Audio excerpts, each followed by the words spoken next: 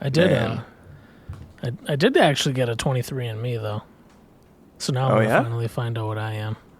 Yeah. When did you take that? Or Ancestry, whatever you call it. No, I got it. I got it as a Mother's Day gift for Melissa.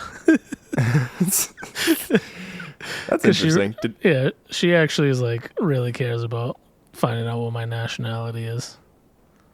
Oh, I was gonna say more so than herself because she kind of has a Yeah, she already knows. She did one already, but I just have no idea what I am, so I ended up doing it for her, so we can find out what I am and she can know. That's an interesting Mother's Day present. Yeah, they'll finally find out the mystery that is you. Yeah, exactly. I'm kind of curious now too. How long do those things take? A couple weeks, I think. Yeah. So I'll find out. Probably by the end of May, we'll know exactly what I'm working with over here.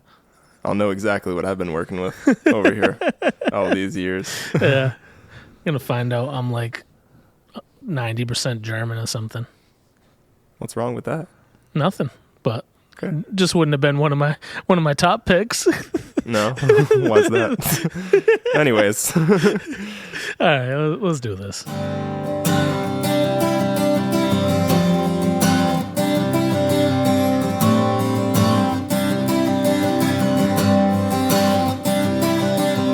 Hi, I'm Nick, and I'm Josh, and this is the PUDs Podcast.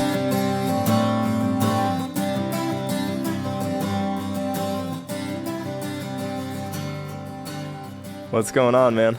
What's up, my man? What is up, Nick?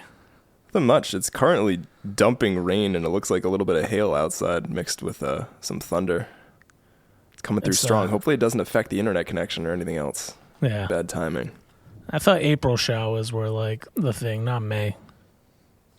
I think we just get showers all the time now. Yeah. I think that's just, we actually had we had a pretty good span over the last few weeks with not a lot of rain. Yeah, like this it's New England. It's just kind of crazy. Yeah, you never know what's going to happen. Yeah, it might snow. It might snow next week. Who knows? It was, and the crazy thing, it was like mid-70s, like yesterday or the day. No, it was yesterday, right? It was like mid-70s. Yeah. That's how different it was. You had to like think about, was it yesterday? I was thinking that to myself today when I was out running at lunch. I was like, it was like 20 degrees warmer this time yesterday when I was out. Today I had like a long sleeve shirt and like sweatpants on. Yeah. And yesterday I had like basically a t-shirt and shorts on. I had to put on the AC last night. Tonight I'm going to have to put the heat on. Yeah. I'm freezing in this basement. You need that nice comfy Ninja Turtles hoodie that you had a couple weeks back. I got a thinner hoodie today. But that's okay. I'll be fine. I'll be fine. I'm a grown man. I can handle it. Yeah. Nick, you got some exciting news, dude. Exciting news. Yeah, so I figured we'd give a plug for the Alzheimer's Association had reached out to me just to share on the PUDs Podcast a little bit with their page, which we're super happy to do.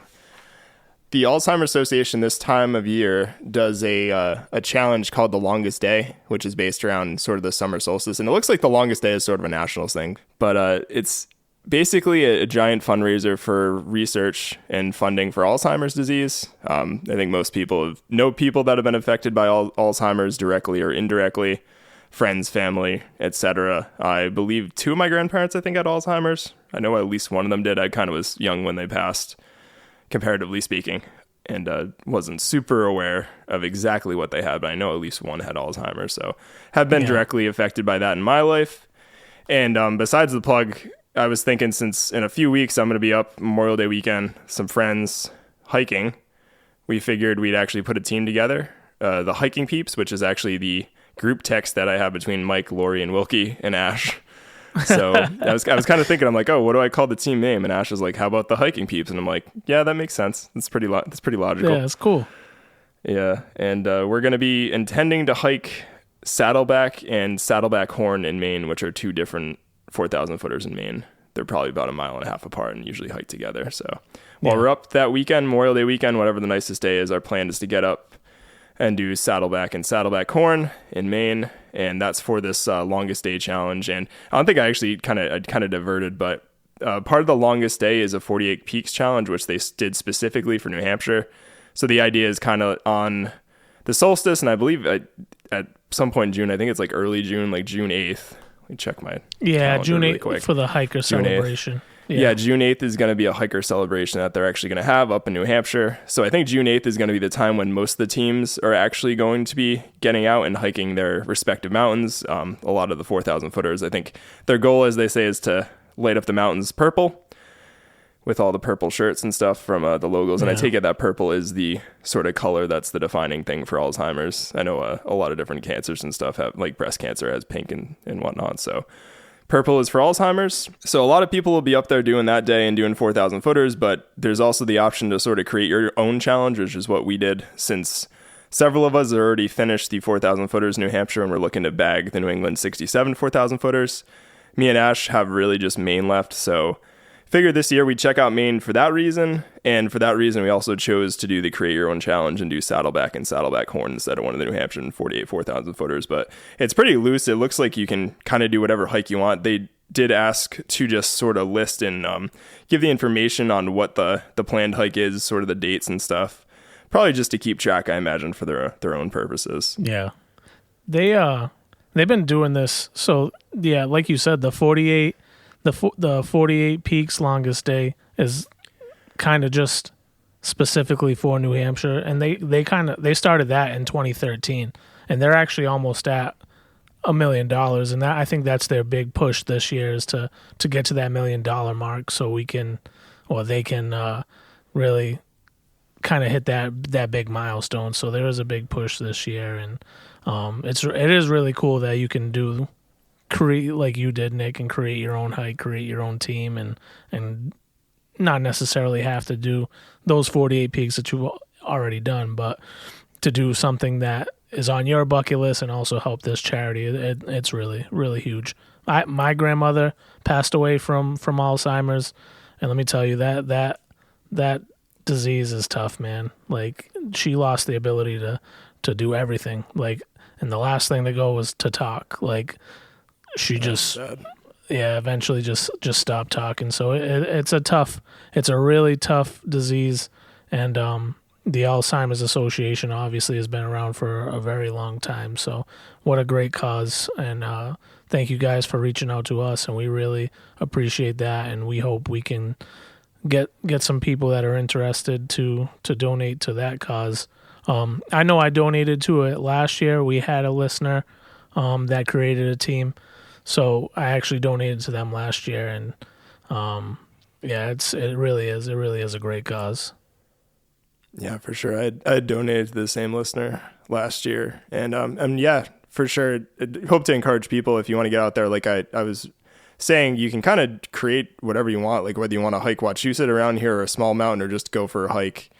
I think it's pretty open as far as what you want to do and what you can kind of put your team towards in what you can do sort of for this charity. And obviously, like Josh was saying, yeah, it's about raising funds for Alzheimer's. I know they were saying that there's quite a few promising drugs out right now that have kind of shown results in clinical trials that were pretty positive, but a big deal with Alzheimer's is it really just needs the funding to kind of get that last push, I think, over the hurdle, the proverbial hurdle, a giant hurdle, to try to get this in a place where we can hopefully prevent it and kind of clinically address it and help. So under the umbrella of Alzheimer's, Nick, I don't know if you know this, but is dementia like considered under that umbrella? Yes, dementia is a type of Alzheimer's. PUDs Podcast.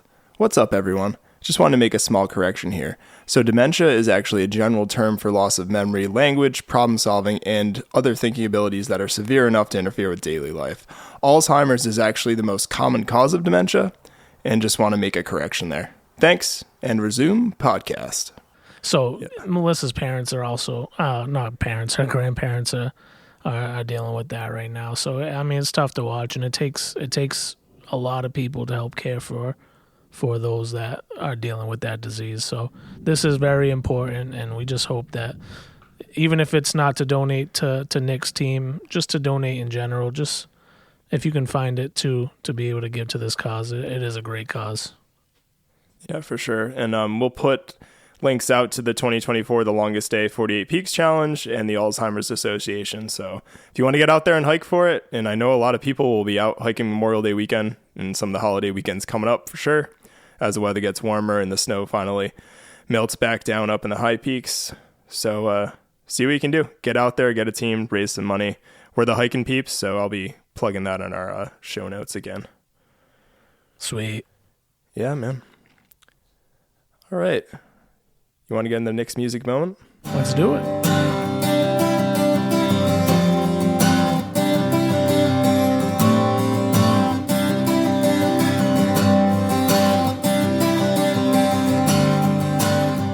So, given the topic coming up tonight, this is probably pretty cliche, but it's what I'm going to do. So, Josh is already like, I know what this is going to be. Yeah, yep. So, my pick tonight is the album The Joshua Tree by U2. Came out in 1987. And the main topic tonight is going to be all about hiking and staying and playing around in Joshua Tree. So, figured it'd be fitting. So the story behind the Joshua Tree, a little bit more about it. It's the 5th studio album by U2. It's probably one of their most successful albums that's ever been out there. I think it generated like 5 or 6 singles. The first side of the album, or I should say the first half. For those of you that don't know what a side is, you early people. For the youngins. Yeah. A side refers to the vinyl album pressed. And there were actually 2 physical sides that were played with different tracks on them. Or I think cassettes work the same way, right? Yeah. Cassettes is probably even a worse thing to reference because those aren't even like really a thing at all anymore. Right. But cassettes work the same way. But anyways, the first side is usually like your first 22-ish minutes of the album. So in this case, it's like the first 1 to 5 songs, I would say. Or I should say 5 songs, not 1 to 5. Songs 1 to 5.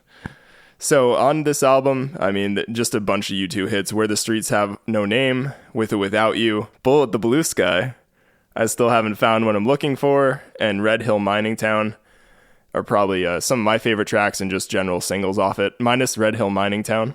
Red Hill Mining Town, a brief aside on that, is there's kind of a mix that I kind of was digging into this because I had heard some urban legend around this from my dad back in the day about why this fantastic single, or what would make a fantastic single, never really ended up being heavily marketed, and actually U2 never even played it live. So it sounds like there's mixed reviews, and I take it probably the truth is somewhere in between of actually like Bono, when they started trying to rehearse for the tour for the Joshua Tree, he couldn't actually sing Red Hill Mining Town night to night because the vocals were way too high and it strained his voice too much.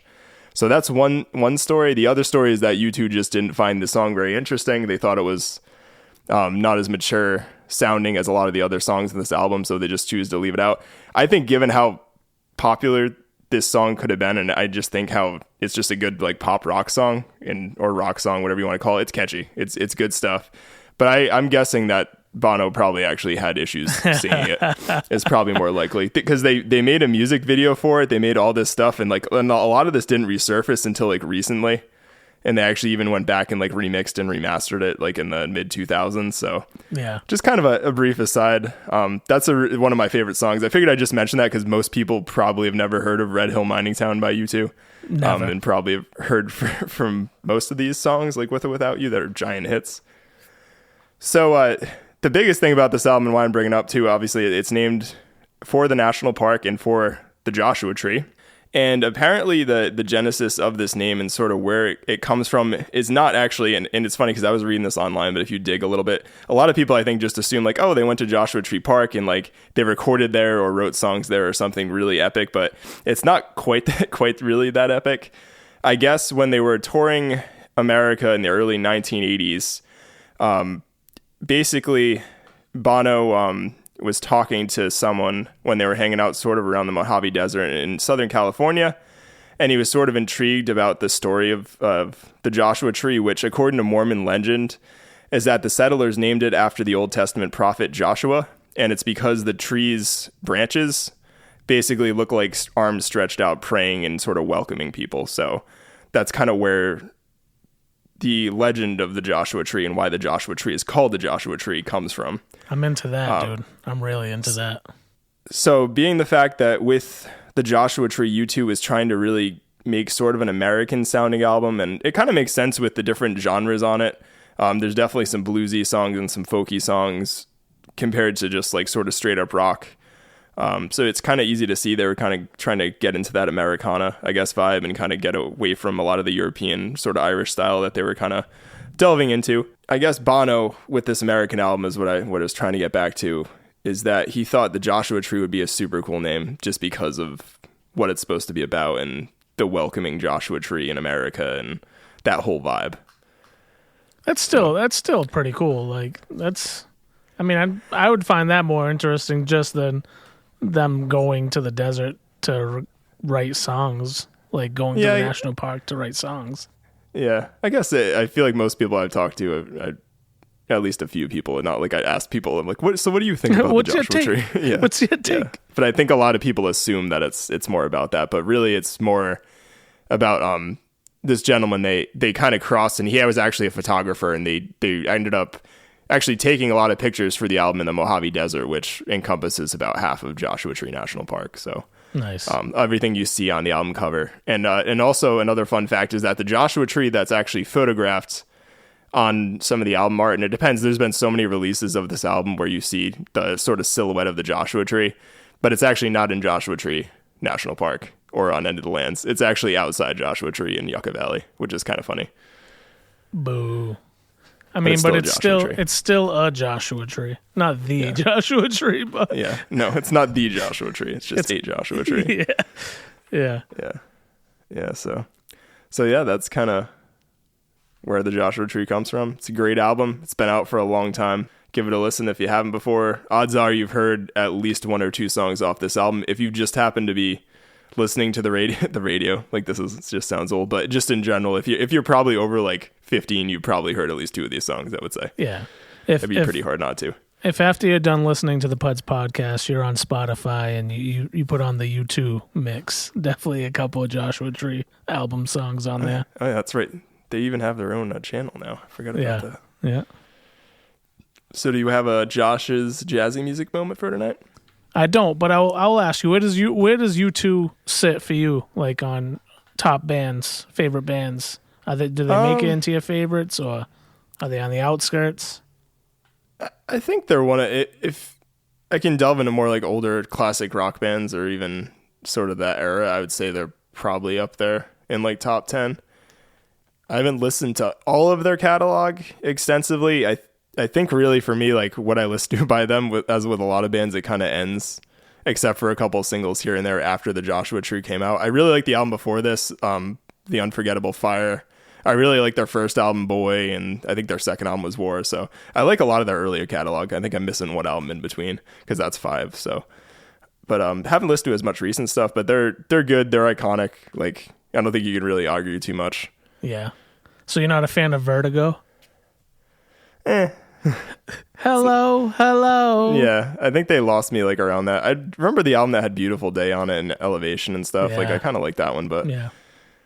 And whatever album that I think they pushed it a little bit. The one that came like automatically with iTunes. Oh, do you remember when they did that? It just automatically came. That? Wow. Yeah, that was kind of. So there's definitely been some times I think where they probably overstepped with their art a little bit. What for a one reason or another. That is a millennial throwback. I forgot that U2 just automatically uploaded their album to every like iPod. It's so good. We're just gonna give it to everybody. Yeah. I wonder what that deal cost them with Apple. Probably they probably get a boatload of money for that. Wow, all the '90s. Or maybe they had to pay Apple for that. I'd be curious how that worked out. I could see it going either way. Yeah, that's wild. Good memories, good times. Yeah. I'm glad you brought that up. That led us down an interesting little topic there that I forgot about until that very second. Forgot that they did that. Good stuff. That's because Vertigo is a good song. I don't understand. Like Vertigo is such a good song. So I guess, anyways, in summary, yeah, they're definitely one of my favorite bands. I'd put them in that group for sure. All right, let's get into the main topic. All right, let's do it.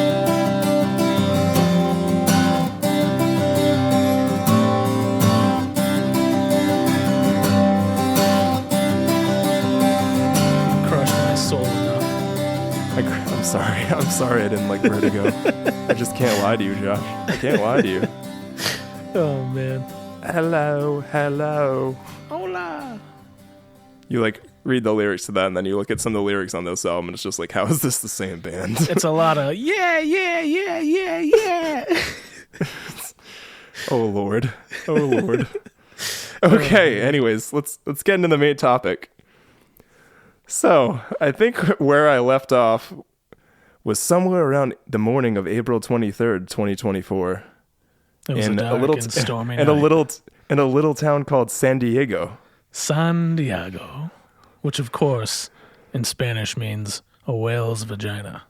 I had to set you up for that after we talked about this and how you missed it last time. So there you go. If you've never seen Anchorman reference. Yeah, that's a good one. I can't believe I blew it. I missed it. I ended the podcast. Like, we were golfing on Saturday, and I'm like, I can't believe that I didn't make an Anchorman reference, and you talked about San Diego for like an hour, and I didn't probably say said it San once. Diego like 15 times. San Diego. Or more.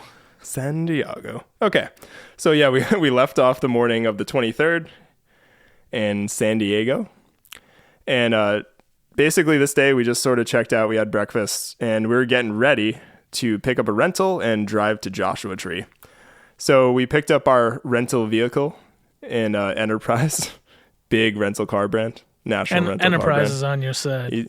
Enterprise will pick you up. So many slogans. Yeah, there you go. And the Enterprise, again, it seemed fitting because it was in Little Italy. So we had to go back like one last time and get dropped off in that same neighborhood. That's awesome. I thought that was kind of funny that it was there and it was the closest to us and it was the most convenient and the cheapest. And we got there. And a little thing I think is always funny about rental car places is you always get there and you reserve the car that you want online, which is pretty extensible nowadays. You can get pretty specific. Yeah. And you always go there. Did and you they spring for the Tesla? No, I was gonna say, but they try to get you to up something, and the guy couldn't tell me that he wasn't gonna charge me more. He was like trying to swing. He was funny. He was looking at Ash, and Ash is fine with me saying this because she totally would have gone through. It was a white Jeep Sahara they were trying to give us instead of a Ford Edge. Okay. And the guy's like, I don't know. This seems like a Joshua Tree Jeep right here. And I was like, dude, just shut up. That's a good pitch. Yeah. He's like, this just looks like Joshua Tree right here. And I'm like, so is it the same? He's like, in the same price. And he's like, no, well, I can work. He's like, not giving me a straight answer. I'm like, no, we're just going to take the car that we have. Go away. Just give me the Ford Edge. This one's got Joshua Tree written all over it. Oh, it was funny. He was you want to make your wife happy on your 5th anniversary celebration, don't you, big guy? Don't you, big guy? Big spender. Yeah. Yeah, so I told him, I'm like, no, we'll just take the Edge, thanks. We're good with it. And I'll take the Ford reliability, given that we were driving like 3 hours. So yeah, we picked up our rental car, didn't get a Jeep Sahara. Oh, well. Ash got over it after about 20 minutes. She was okay with it. And I always get a kick out of, like, you ever watch the Californians sketches on SNL? Oh, yeah. So I had to write this down. I just got the idea today because I was looking at the route in Google Maps to try to describe it. So it was about a 3-hour drive from San Diego to where we were staying in Joshua Tree, which was on sort of the northern side of the park or northwestern side of the park, kind of towards Yucca Valley. And from San Diego, you take the 63 to the 15, then you want to swing over on the 215 and you cut across Menifee. And then you take the 79 to the 10 to 62. And then you're in Joshua Tree. You got to do it in the Californians voice. Yeah, man. So you want to go on 63 to the 15, then swing over to 215, cut across Menifee. And then, you're going to go to 79 to 10, and you're going to want to take the 62, and Joshua Tree's on your right. What are you doing here, Todd? Yeah, that's better. It's way better. I don't know what accent I was doing, but that was good. What are you doing, Todd? Get out of here!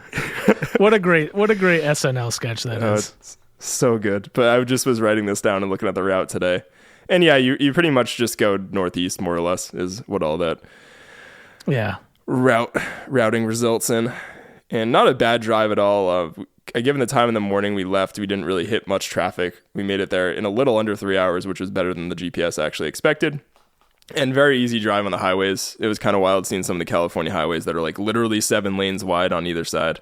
I don't think there's any in the Northeast or New England. That's probably what Boston does need, rather than what it's got. Not enough space, no more room. That's because we put buildings in every free space that we could. So yeah, doesn't allow for a lot of laneage, I guess. But fairly uneventful drive. Very pretty drive, I will say too. Especially once we hit Route 10, you actually have San Jacinto to the south, which we were looking to hike later that week, and then you got San Gorgonio and the San Bernardino National Forest to your north.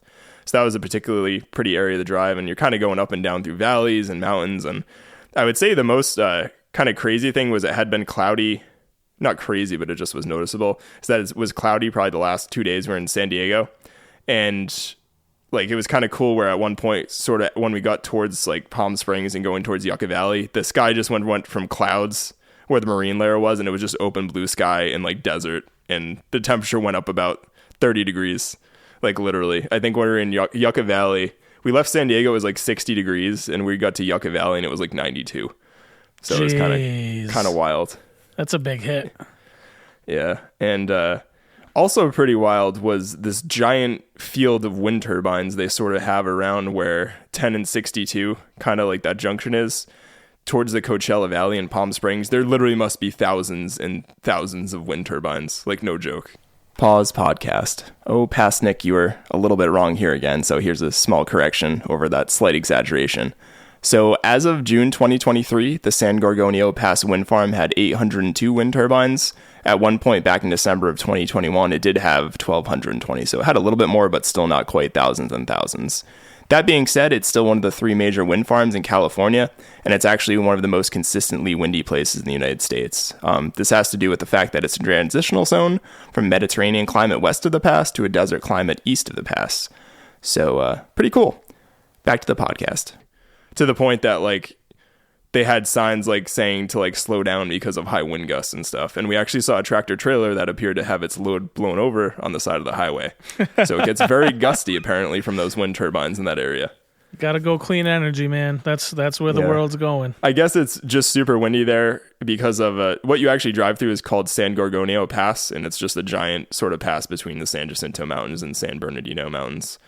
So it must just be windy there. I take it probably from the elevation and sort of the desert, and it's just breezy. So it must be a good, nice place to capture that wind and turn it into energy.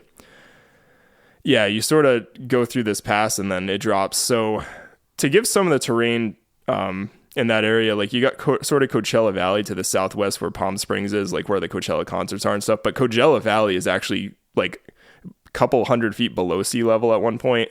PUDs Podcast. All right, one small correction here. The lowest elevation of the Coachella Valley in its eastern half is actually 68 feet below sea level, so it's not quite a couple 100 feet below sea level. There is a saltwater lake to the south of Coachella called the Salton Sea that is 228 feet below sea level. So from that side, San Jacinto would actually have that prominence. All right, resume podcast. And then San Jacinto goes all the way up to almost 11,000 feet, so it's kind of wild to look at from a certain vantage point. That's a big difference. Yeah, it's a lot. So we successfully drove there without incident, stopped and got gas. It was about $1.50, $1.75 cheaper for gas in Joshua Tree in Yucca Valley than it was in San Diego. And it was still obnoxiously expensive. I think it was like $4.30, $4.50, something like that. Oh, yeah. Dude, I remember you sent me that picture, and it was like almost $5 a gallon, and I'm like, that's insane. Coronado Island was like over $6 a gallon. That is that's insane. Yeah. That is insane. How do you live? Just spend a lot of money on gas, I guess. A lot of Teslas. We did see a lot of Teslas and electric cars while we were there. So we checked into our abode for the next few days. We rented a house off Vrbo, and it actually wasn't bad. So I was curious and refreshing to mention on the podcast, but we actually got a Vrbo in Joshua Tree for $135 a night plus fees. So it was like under $800 for 4 nights to stay there. You can't even get a hotel. You can't even get a hotel for that much. Yeah, that wasn't bad at all. I mean, there's probably some hotels you could find certain times of the year around here to stay in. Like, even I would just compare it to like what you could get in the Whites, but like that was pretty damn cheap. And we were approximately 5 to 10 minutes from the western entrance of Joshua Tree National Park, so it was not bad at all. Nice. That's awesome. Yeah. So the house was really cool. It was in this area of Joshua Tree called the Joshua Tree Highlands. So for those of you that don't know, there's 2 different sort of Joshua Tree references. Joshua Tree is actually the name of a village that's just outside the Joshua Tree National Park on its northwestern side. And obviously there's Joshua Tree National Park. Usually they're sort of used interchangeably, but I did want to mention that there's 2 separate things actually. And the Highlands... Did not know that. Now you know. And now you know. So the Joshua Tree Highlands sort of border the park on sort of the northwestern side. And it was kind of cool, like from where the house was, you could just look out and you saw sort of the valley and the main road of Route 62, where sort of all like the shops and sort of the main drag, if you will, was. And then sort of you just see like homes and stuff darting up the hills and there's sort of just mountains and sand and like cactus, and we actually had a Joshua tree like right in the backyard. Nice. Lots of different succulents, and we actually saw a roadrunner almost right when we got there. It was very quick, as one might expect, because it was a roadrunner. So it makes sense why the Looney Tunes roadrunner is very quick. Yeah. And after we checked in, we were actually pretty hungry, as one might imagine. Hadn't eaten probably 4 or 5 hours. So we checked out the Joshua Tree Saloon, and that was right sort of the main junction of 62 and Park Boulevard or Quail Springs Road. It looked like Park Boulevard and Quail Springs Road are sort of the same road, and eventually it becomes Park Boulevard that goes through a good chunk of Joshua Tree National Park. Let me guess. Tacos. We did not get tacos. I did not actually get tacos. We finally broke the taco streak. We both just got I think turkey BLTs or something at the Joshua Tree Saloon. Food was super good. Highly recommend if you're going there. The lady said they made everything fresh, which I believe because everything was pretty tasty, even though we just got French fries and some sandwiches, but it definitely was all good. Price is not too bad. Had a couple cold beers, which was cool too. And then after that, we wanted to hit a grocery store, and we found a Walmart in Yucca Valley on 62, maybe 10 minutes away. Really massive, enormous Walmart. Had everything from a home improvement section to a grocery store to but yeah, we went in the Walmart and just sort of picked up some food. We figured we'd pick up food for breakfast and probably make dinner a few nights, just because it'd be kind of nice after we're going out to dinner every night in San Diego and stuff, to just chill at a house and enjoy being there and sit it on the patio and have dinner or whatever. So we kind of opted to do that. Then after we hit the Walmart, I wanted to pick up some paper maps of Joshua Tree National Park. Conveniently, there's a visitor center right where 29 and the Palms Highway and Park Boulevard meet. And they were super helpful in there if you had any questions or anything like that. I was kind of asking about some different hikes, overheard some other people asking about animals and stuff, which was kind of interesting because there are things like mountain lions and snakes, a lot of different creepy crawlies you could probably think of, different bugs and Gila monsters. Yeah, lizards, a lot of different things you could think of. Komodo Bighorn dragon. sheep. So it was funny. I was listening to this. So one lady was definitely concerned about the mountain lions, and it was interesting. She basically was like, they don't bother humans pretty much ever, and they are here, but nobody usually sees them. And if they're watching you, there's no way you'll let you know that they're even watching you. So that was kind of funny. Not quite as crazy as the San Jacinto warning, but I'll get into that next episode. So yeah, the visitor center is super cool. Got some paper maps. I did print out maps to bring with me there because I'm me and I like being prepared for stuff like that. But it was nice to pick up some maps. And the maps also had some cool little basically pictures with labels of all different plants and animals. So you could kind of reference that while we're out there, which I definitely ended up doing. Oh, this is a Mojave yucca. Or you could look at different sort of bushes, or this is a cholla cactus, or things like that. Nice. So that was pretty cool. That's very you of you. Yeah, I was nerding out at that. So after that, we went back to the house and just sort of packed some water in our backpacks and stuff and my camera, and we figured that we should probably get into the park and check it out since we had come all that way for it. So as I mentioned before, we were right near the west entrance at the house, and that's sort of, even though they call it the west entrance, it's sort of on the northwestern side of the park. And there's 2 other entrances. There's one other one on the north side called 29 Palms that's sort of further east of where we were. And then the one at the south is called Cottonwood. So the very southern end of Joshua Tree is kind of where Cottonwood is. And kind of if you look at the park on a map, as far as sort of tourist attractions and exhibits, there's way more sort of in the northwest western part. And as you sort of go further to the southeast and then south, there's just sort of less to do. It's not I'm sure there's not less to do in terms of if you're hiking or horseback riding or doing other things, but there's just not, there's not as many exhibits and stuff. So I think most people probably stay around where we were if you're going to be kind of hanging out or staying outside of the park and looking to sort of do different attractions and stuff. What is the size of this national park?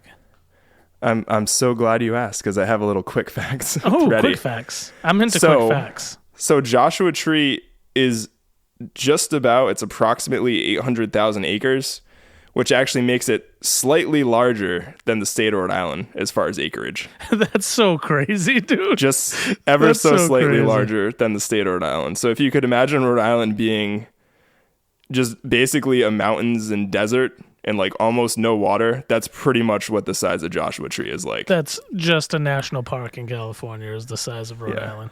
That's so crazy. Yeah, so where it is and what makes the geography so interesting and sort of the ecology of the area is that Joshua Tree National Park actually sits where the Mojave Deserts and the Colorado Desert sort of meet. So from west to east, it sort of changes from the Mojave Desert into the Colorado Desert. And sort of the differences between the two, the Mojave Desert's a really sort of almost like a high altitude desert. I actually didn't realize till we got closer to going there and doing my research, but a good chunk of Joshua Tree is above 4,000 feet. Oh, wow.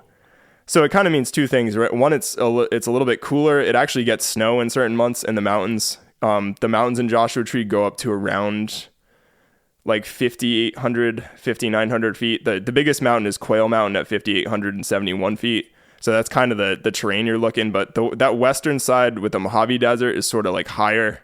The fauna is different. The animals are just sort of different. But it's kind of cool because as you drive further east into the park, it drops a couple thousand feet in elevation. So it actually gets warmer as you drive east and south because you're getting lower in elevation. And so you can have different like weather patterns happening in that one little park. Yeah. Well, not little park, obviously that national park. Yeah, for sure. Like I would say the most noticeable thing, like we didn't see rain, and obviously it doesn't rain a ton there because it's a desert. But we noticed just from driving, for example, from the entrance where we were, was like maybe I'd say the Wednesday night we were there. It was maybe like 65 degrees, 62 degrees when we were driving through the park entrance. And by the time we got to the Cholla Cactus Garden, it was like 72 degrees because you're dropping like almost 2,500 feet at one point to get down there. So it's interesting. And then we didn't actually drive through the entirety of the park just because of what we ended up doing. And again, it's the size of Rhode Island. Like it's one thing to look at on a map, and I kind of got appreciation as the week went on how big a lot of it was. Like you can just driving to the Cholla Cactus Garden is probably about 50 minutes from where we stayed. So that's like almost an hour. And that's kind of putting you maybe halfway, a little over halfway through the park on the main road. Wow. So it takes a bit to drive through. I mean, insert your Rhode Island joke here, but when you're looking at a map, it's just funny. I'm just looking and think of it as a park, like, oh, it'll take us 10 minutes to get here, 15 minutes, but it's big. It's large when you look at stuff. So kind of a word of advice, especially if you're planning to do a lot the first day that you're there, like give yourself some time to get places and probably have a little bit more appreciation for the size of it than I initially did. Yeah. So yeah, it's a really interesting environment with the Mojave and the Colorado deserts. The Joshua trees themselves are actually a type of yucca plant. They're actually not a tree, despite the fact that they're called Joshua trees. They're get up to 40 feet high, or actually a little bit taller than that, even almost up to 50 feet tall. So I think some people don't think they're small. They're actually giant trees. There's some that are really large, and they're all sorts of shapes and sizes. No Joshua tree is alike. They're like snowflakes. It's kind of cool. They all have those spindly arms, but yeah, that's actually funny because I did picture them almost like a smaller like maybe 5-6 foot tall like tree, not 40 feet for sure. Yeah, they were mentioning that a lot of the bigger ones in the park are pretty much 40 plus feet. I don't think they get much bigger than 50 feet, or at least not the ones they have in the park. And it's kind of another really cool thing to think about and give you perspective. They only grow about a half an inch to 3 inches per year, depending on where they're living and what precipitation. So if you see a Joshua tree that's like 40 feet tall, then you can kind of do the math of how old it is. It's an old tree. It's an old tree. I thought that was really interesting that they grow that slowly and there was that many of them.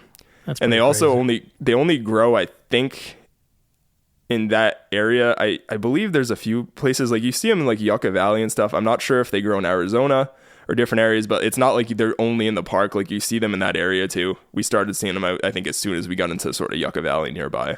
But they need to be in that sort of like slightly high, not like high elevation compared to like Denver or something like that, but I think they need to grow between like 2,000 to like 4,500 feet and kind of be really dry and need that specific arid climate that Joshua Tree National Park has. I think the only other thing I wanted to mention, I had a couple things here, but I figured this would be useful too. So, and this kind of blew my mind a little bit, and I'll give credit to just like our federal government and the Park Service for that. Guess how much it is for a pass for 7 days in Joshua Tree National Park? I'm going to go low end because of your I kind of surprise to it. $15. $30. Oh, nice. That's So for a whole week? for 7 days. 7 $30. days. So $30, 7 days. And that just gets you in and into the park. They pretty much check that you have it on your windshield. They just had us tape the receipt to the windshield, I should say, once we got it. But I was kind of stunned, but that was honestly a lot cheaper than I expected. I actually hadn't looked ahead of time. And then is there like things that you have to pay to do within the park, or everything besides that is free? Yeah. Though I shouldn't say, I would imagine if you have to probably rent a campground or something, I would think they must charge for that. Yeah, of course. But there's nothing really to pay for in the park. There's actually just bathrooms in the park. And this is kind of also like, again, it's a desert. It probably sounds redundant, but even from where we come from, I was just like, they probably have water somewhere. There's no water anywhere in the park. No guaranteed water anywhere. There's actually a dam at one place that ranchers had built a while back, which was almost empty.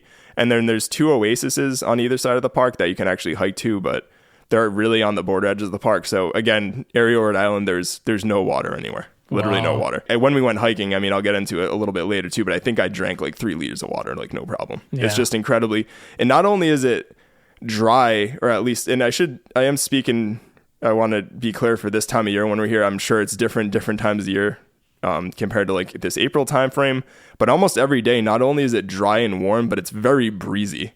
So like not only is it incredibly dry anyways because you're in the desert and the sun's beating down on you and there's like no humidity, but it's also like just dry hot wind like blowing on you the entire time, just drying you out like SpongeBob when he goes like tries to go on land. Yeah, exactly. I don't need it. I definitely don't need it. So I would suggest just bring more water probably than you think that you're going to need. And I think the last fact that I had, this was just sort of a historical thing, so I thought this was kind of cool. And I kind of wish I'd looked this up before we went, so I kind of knew and was conscious of it at the time. But the main sort of development, and there's ranches and some different farms and mines that you can explore. We didn't really end up doing that as much. But the original sort of people that lived where the national park is today were pretty much either there to try to mine gold or for ranching purposes, so with cattle and all that good stuff. There's a lot of little valleys and canyons in different areas where ranchers could kind of make a living and sort of hide their herds and stuff and keep them safe. And I don't know how successful the mining industry was there, but I imagine because gold mining was just sort of a thing everywhere out west. There were people that just thought they were going to strike it rich, but there's definitely a few mines and stuff you can explore as well. And where the park actually started was it was first actually made a Joshua Tree National Monument. So it was a national monument, which is sort of a different thing from national park, back in 1936. And that was by Minerva Hoyt, who was sort of an activist. And I guess why she wanted to preserve it is at the time, actually, a lot of people were driving into the park and actually ripping out desert plants and bringing them back to like Los Angeles and different places. Oh my Lord. Which back then there were no laws against it. So she kind of at first saw the need to preserve sort of this amazing place with its sort of amazing diverse ecosystems and plant life and animals and stuff, and eventually advocated for it, and it became a national monument. And then actually finally not so long ago, back in 1994, it actually became a national park officially. So really not that long ago. No, that's actually surprising. Yeah. It's way younger than I thought it was going to be.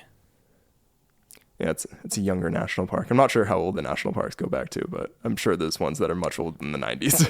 Yeah, no kidding. Yeah. So that was kind of the summary of some quick facts I just had. I'll probably throw in a few more when I think of them and stuff. But let's dive back into the sort of that day one. So driving into the park, we entered through the west entrance. We bought our pass, which was pretty speedily. They didn't take cash either, which I thought was interesting. They just take credit cards or like debit or credit on debit cards, I guess. Probably makes things a little quicker. Yeah. I would assume. Less worry you have to worry about the guy that's taking the money. Whoever's at the gate. Yeah, exactly. Because it's just, you just charge it, whatever. And he answered any questions we had, gave us some tape to scotch tape our receipt to the windshield for the duration of our stay there. Nice. So that you could just kind of drive by and see that you bought your ticket. And it had like a big thing saying like the date it was good for on the front of it. So they could easily see when you were driving by. So that was pretty cool. And the first thing we decided to check out was a little point view area, which is probably one of the most famous in the park, called Keys View. Keys View is at 51 5,194 feet. So 5,194 feet, which is almost the height of Mount Lafayette or Lincoln on Franconia Ridge, which I thought was just interesting to think back to. And you actually just drive to it because it's sort of a desert plateau. You're already pretty high up, really pretty drive through the desert. This is sort of more on the western side of the park. And sort of once you get out, there's this really nice viewpoint looking across, as I sort of mentioned before. You have a view of Coachella Valley looking to the west all the way down to Palm Springs. And then behind that, you can see San Jacinto and the San Jacinto Mountains. So you guys got out and hiked this, or you drove it? Nope, you just drive here and you can get out. Oh, okay. So you can just sort of poke around. We did, however, because we just wanted to get away from the crowds a little bit, decide to hike up a herd path we saw nearby, and we got up a little bit higher from Keys View.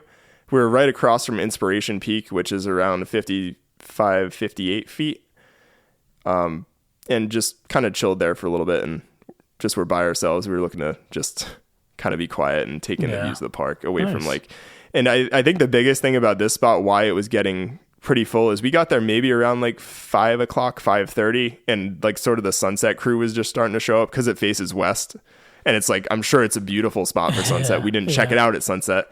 The sun was like maybe going down a little bit because I'd guess we like started heading back to our car at like 6:30ish. But yeah, just really pretty. Looks across the San Jacinto. It was like super hazy and it was kind of funny. So I was looking and I'm like, it's funny. It's not like clear. You'd think because it was like super dry, it's the desert, to be clear like all the time. But actually, and this was actually kind of gross, but the smog that you could sort of see sitting in the valley is actually smog that pretty much gets dragged up from like LA in Southern California. So it actually goes through the San Gorgonio Pass and gets like blown in. And it varies from day to day, like how bad it is. It depends like how warm it is and everything like that. Oh, man. And most days for sure that we were there, as it went on, it gets sort of foggier looking towards San Jacinto and sort of that area. There's also the marine layer that sort of sits behind it and is kind of creeping over all day. But yeah, so if you get there your first time and it's kind of foggy, they had a sign right there that was saying sort of it's just kind of gross air coming from Los Angeles. Blame and LA. the cities, in San Diego and stuff. Yeah, don't blame us. Blame LA. Yeah. But that aside, it was an absolutely beautiful view. I highly recommend check it out. If you're going there for sunset, make sure you give yourself a lot of time. The parking area was fairly large and you could park along the road and stuff, but it was completely filled up by the time we left and someone was waiting for us to pull out.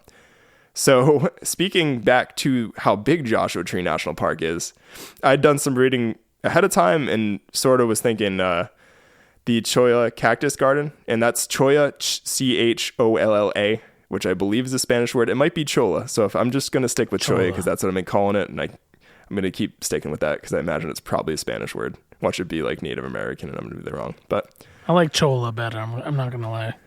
You like Cholla better? Yeah. I'm going to call it Cholla then. But yeah, I'd read ahead of time that the Cholla Cactus Garden was a super nice spot for sunset.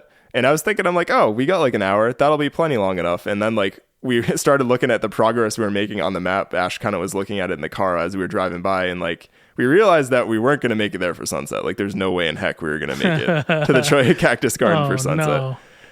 Yeah, we were probably like more than half an hour away from it still where we stopped. But that was fine because it was beautiful. We were on vacation. We were in Joshua Tree National Park.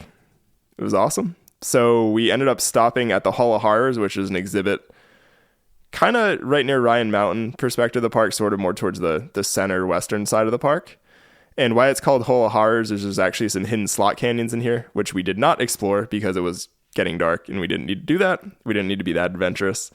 But wait, it was... Yep. Can you say what it's called again? The Hall of Horrors. Hall of Horrors? Horrors, yes. Like horror, like scary? Yeah, like horror. Oh, yeah, like like a horror movie. Yeah. Okay. Yeah, Hall of Horrors. Yeah, like a horror movie. Okay. Yeah, not sure quite where the name... It sounds kind of crazy because Ash was like, let's check that out. That sounds interesting. Yeah, but I think it's just called that because it has slot canyons. Like there's parts where the slot canyon is like probably like a person wide. Oh, wow. Yeah, I kind of saw some pictures of it and was reading about it on the signs. We didn't actually check it out ourselves, but it sort of caught our eye because we weren't going to make it there and the sun was going down. So I'm like, let's just pull over at the next exhibit we see where we can see the sunset. So we kind of just drove around and that was kind of cool that we just kind of we found like a nice little spot on some like boulders and just chilled out. I almost stepped on a giant beetle. Like, I haven't seen a beetle that big in my life. Had like a little horn thing on it, so that was interesting. Not sure what kind of bug it was, but it was beetle, quite large. Probably a dung beetle. Quite large. They make them bigger out west. It's all that nice polluted air from LA. Yeah, mutant beetles. And it ended up being a nice spot to see the sunset. We were pretty stoked just to be there. Seeing the silhouettes of the Joshua trees and the mountains and stuff looking to the west from where we were was just something else. It was pretty wild. It was very peaceful, and it was kind of interesting how as the sun disappeared, especially in the desert, like it not being near the ocean or anything, like the temperature just immediately dropped. Like, probably to give you an idea of temperatures, most days we were there, it was anywhere from like 60 to 80 degrees, depending where you were in the park. And then at night it was like 40s and 50 degrees. So the temperature drops pretty quick. You definitely need a sweatshirt or hoodie or whatever if you're going to be out there, even in April. That's wild. It gets nippy quick. Yeah, and it gets windy at sunset. Drop. So we kind of watched the sunset. We're just kind of taking in the day, looking at the map a little bit, appreciating where we had driven from in San Diego, and sort of the difference of San Diego to now being in the desert was also pretty cool, to say the least. And as we were heading out and driving back to the house that night, it was funny. I kind of was looking, I'm like, what the hell is in my rearview mirror? And I didn't even realize it that night because I just wasn't paying attention, but it was actually a full moon on that Tuesday night, the 23rd. Nice. So what I saw behind me was actually the moon starting to rise over the desert, which was incredibly bright, especially given how dark it was. I bet, dude. Yeah. I would imagine. So we were both already going crazy taking pictures at this point, but I'm like, let me try to get a picture of the moon. So I didn't have much success with my camera, but with my iPhone, I got a couple of pictures of sort of the moon starting to rise over the desert with that sort of silhouette of Joshua trees. And yeah, it was just cool. And the moon, to me, I feel like the moon, like obviously the moon doesn't get brighter, but because it's so dark in Joshua Tree, it's actually one of the darkest places in the country as far as seeing stars and whatnot. Oh, I bet. Saw the best stars there. But it also made the moon like incredibly bright. Like I really thought someone was like shining a floodlight behind my rearview mirror or something. I'm like, what is that? That's so crazy. Yeah.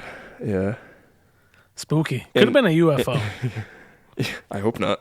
That's another thing. I'm not going to get into that side of Joshua Tree on this podcast. That's definitely a thing. Another episode. It's definitely a thing out there. And we figured we might as well pull over to see the full moon for a little bit when I was taking pictures rather than trying to like whip over on the side of the road and take it. And then we finally had to head out. I think we ended up in the park. Every night we were like, oh, we'll like get back to dinner. But the truth is, when you're near Joshua Tree National Park and like you're seeing stars and hiking every day, when you're in the park, you're just going to be in the park till like 8:30, 9 o'clock at night, especially in like April. Right. Like every night, I don't think we got out like earlier than 9 o'clock just because you end up hanging out and doing stuff. Yeah. Which is good. So that concluded our first day. We just made some burgers, some sides for dinner. No tacos. We had a taco-free trip. Taco-free from there on out. Yeah, I think we were pretty much taco-free from that point on out. Yeah, nice. Yeah. So slept super well that night. I think we slept well every night out there because we were just keeping busy. And on Wednesday, the 24th of April, I had been looking at doing sort of a more mountain hike. I know that's shocking, Josh. Probably couldn't even imagine that I would be itching to get out to hike a mountain. Hold on, did you get out and hike while you were on vacation? Did you? Oh, good to hear. Glad to hear it. Only a few times. So I had done my research pretty extensively in this area before we went for as far as like hike options, the different mountains in Joshua Tree and what to check out. And the one that kind of stuck to the top of my list for a couple different reasons was Eureka Peak. So Eureka Peak is on that western side of the park. It's actually part of the Little San Bernardino Mountains that run through sort of the western side of Joshua Tree. And it's one of the highest peaks in the park. I believe it's the third highest peak that you can actually hike to. And sort of what caught my eye about this hike versus some of the other more popular ones, we did end up doing Ryan Mountain later in the week. But there's also Warren Peak and a handful of others that you also can hike to. What made me decide on Eureka Peak was the fact that it was sort of a little bit more off the beaten path, the way that we chose to hike it. It's actually not really that popular, and there's actually a 4-wheel drive road that actually goes to it, or a dirt road that I guess you can access and get almost to the summit and hike out. But we were looking to do that. Obviously, we were looking to hike, but From the trailhead that was closest to us, the Black Rock Backcountry Trailhead, it's about 5.5 miles one way, so it's about 11 miles round trip, and it's about 2,000 feet of elevation gain. But you're definitely a little bit more out in the middle of nowhere by yourself. You're not going to see a lot of people out there. We actually only saw 3 people the entire time we were out. We saw 2 people trail running that I'm guessing drove up there just because they had almost nothing on them. Yeah. And we saw one guy hiking up on the way back. So we saw almost nobody. That I love the name of that peak, Eureka Peak. Eureka Peak. Especially because it's like, Eureka, there's gold in them hills. So I tried to find why it's called that, and I actually didn't have much success with that, which was... You can make up whatever story you want that means. Yeah. But yeah, I kept saying Eureka, like definitely while we were hiking on the trail. That's why it's fun. I would have picked that same one, Nick. So yeah, I picked it just because I thought it'd be a good time for me and Ash to just have by ourselves and sort of get out there and just take in the desert, not be around a ton of people. I do like people. I like hiking with people, but sometimes it's nice to just be by yourself, especially in a place like that, a place that special. And the place most likely in the park to see bighorn sheep or see desert tortoise. So didn't see either of those animals, but I was optimistic. Kept looking up in those hills for the bighorn sheep. Oh man, that would have been sick to see one of them sheep, those bad boys, climbing up them mountains. That would have been so cool. I kept thinking mountain goats, but I guess mountain goats and bighorn sheep are like two different species of animals, but they seem to look very alike. Yeah, no bighorn sheep, no desert tortoise. We did, however, see at least 200 lizards, like everywhere. Just lizards of all, not like massive ones, but just everywhere. And they're very fast across the sand and very hard to get. I got a picture of a few. I got one that was pretty photogenic and he didn't seem to mind, but I couldn't get any of them on video. Yeah, one of them for real, like he just didn't care. I got really close with my camera and he's just like, "Hey buddy, what's up?" Probably like 8 or 9 inches long. That's so cool. Chilling on a rock. Yeah, so we left our house. It was maybe like 15 minutes from the house. And like I was saying, this is from the Black Rock Backcountry Trailhead. So this is actually in another area, sort of separate from the west entrance. And this sounds kind of confusing, but it's actually west of the west entrance. So it's maybe like 15 minutes to the west. Like you drive back up through Joshua Tree and Yucca Valley, and you drive a little south and you end up in that Black Rock Backcountry Trailhead. And there's a campground there. There's a bunch of different trails to different places. It's also the start of the California Hiking and Riding Trail, which is actually a 35-mile trail that runs through Joshua Tree National Park. If you're looking at backpack and stuff, I think we crossed 2 people that were trying to do that or attempting to do that on the way out because they must have had like 10 liters of water each on them, which makes sense. At first, I think if I saw them before we started the hike, I would have been like, why do they have so much water? And then after we like finished the hike and I drank 3 liters of water in like 5 hours, I was like, that makes a lot of sense. Yeah. But pretty cool trail that goes all the way through the park if you're looking to do a sort of a longer backpacking trip out there. And a lot of these hikes that I did want to mention, their website's awesome. It's a great resource for it. But a lot of these, if you're doing them in the summer, I think it's probably a totally different deal.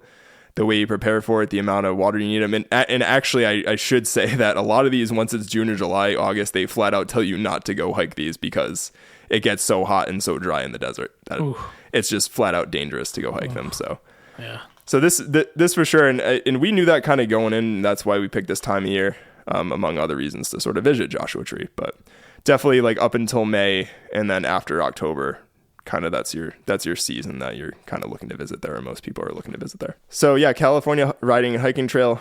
Check it out if maybe you want to do a backpacking trip or you're into sort of that thing. That's kind of why I threw that little tidbit in there. We're usually day hikers, so we're going to continue with our day hike. So yeah, 15 minutes from the house. And we got there, I don't know if it was like 10:30 or something. It took us about 5 hours to finish the whole thing. And we kind of got our gear ready. We didn't really take too much different than probably what I would bring on a hike around here. One thing, like I said, I was very conscious of having enough water. So I brought about 3 liters of water for each of us with hydration, like stuff in it, liquid IV. Yeah. We both drank all of our water. Not like we ran out halfway and we were like done, but comfortably, if you still run to like pee and feel hydrated, like I went through 3 liters of water pretty much no problem. And I wouldn't even say we were like going at a blistering pace where we were super sweaty. Like I don't think we were going at an unreasonable pace or what I wouldn't expect people to like lose, I guess, in hydration while they're hiking. Like it's not like we were running through the desert or something. And recklessly and really, really exerting ourselves to the point that you'd become quickly dehydrated. So this is at a moderate pace. We both drank 3 liters in 5 hours, like no problem. Yeah, that's crazy. So the hike itself, a lot different than New Hampshire, but also similar in certain ways. I already mentioned some of the animals and stuff we saw, but cactus, number one, you see a lot of cactus. Not as many as I would have thought we'd see, but cactus everywhere. A lot of Joshua trees, obviously. There's all types of pinyon pines and sort of scrub oaks and different plants that can survive on just basically no water for the duration of the year. Whatever you piss out. That's what they're surviving on. Seriously, I was joking with Ash at one point when I was peeing somewhere. I'm like, there's probably going to be like a yucca tree here in like a year. It's gonna take purchase in my lost hydration. Well, the yucca tree with herpes. Oh man. But yeah, the vegetation was very interesting, a lot different from at home. A lot of birds and stuff we saw too. Like I kind of already mentioned, the lizards, and very sandy. The hike started out, and I want to say for almost the first like 4 miles, we didn't really gain a ton of elevation. We probably only gained about 800 feet. The last mile and a half up to Eureka Peak itself was pretty steep and probably gained a little over 1,000 feet. Wow. With some up and downs here and there. And kind of started with a flat packed desert, which was really nice, especially on that California hiking and riding trail rather. And as we sort of made our way further into the desert, we ended up in a wash, which now I know what a wash is, and now I know why people complain about hiking in them, because a wash is when it rains in the desert and they sort of get that flash flood type rain. All the liquid and precipitation just drains straight into this wash. So it's almost like an empty riverbed that you're hiking through, which basically like hiking through beach sand for probably like 2-ish miles, I would say. So it wasn't like super difficult because it wasn't going up very quickly, but the footing was just kind of like annoying. Like anybody, obviously a lot of people, if you haven't walked through beach sand and you don't live near the beach, it's kind of a pain to walk through sand. Couldn't get any just pace. Imagine walking in a sandbox. Yeah, your footing's kind of slippery. You just can't really go very quickly. You're not going slow by any means, but a good portion of the trail was like that. And upon reading reviews and all trails afterwards, a lot of people seem to complain about it. I didn't like hate it, but just kind of know that like you're not going to be hiking on a flat packed path the entire time, which I think a lot of people just expect. Yeah. And after we get out of that wash and sort of up a bit, we sort of made our way through this canyon, finally could see Eureka Peak. And I can't believe I missed this talking about the vegetation, but this time of year in Joshua Tree in the spring, it's kind of known for a ton of different wildflowers blooming. So we saw a bunch of stuff blooming, from like little flowers, like some flowers like literally as big as like your thumbnail, like super tiny little flowers popping out of the sand, to like these fields of these different purple flowers and stuff. I don't know any of the names of them off the top of my head. I do remember the Mojave yucca for some reason. I think because we have a yucca plant at home, but all these Mojave yucca plants blooming with they shoot up that sort of giant like center stem with all flowers off it.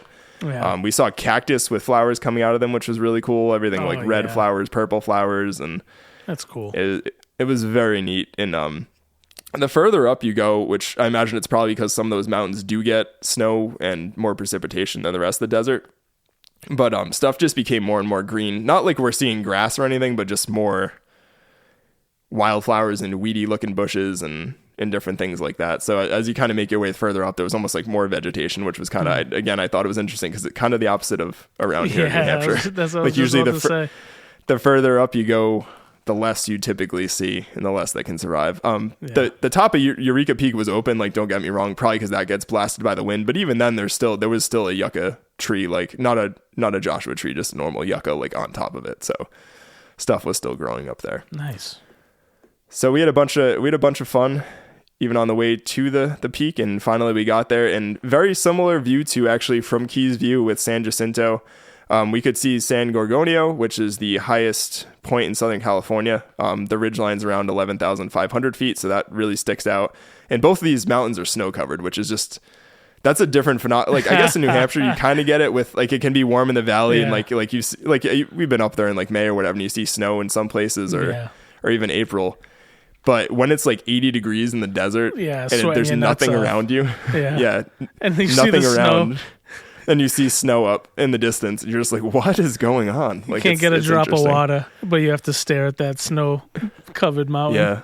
Ash actually mentioned that where we were up there, how weird it would be, like if you really were stuck in the desert, like stranded out there and you had no water, but you could see the snow-covered mountains in the distance. Yeah, lose your mind. You'd lose your mind. Yeah, it's crazy. So in addition to sort of that similar view to Keys View, I'd say, and also the fact that we had it pretty much to ourselves, other than the two trail runners that crossed us for 30 seconds and actually just made their way back down.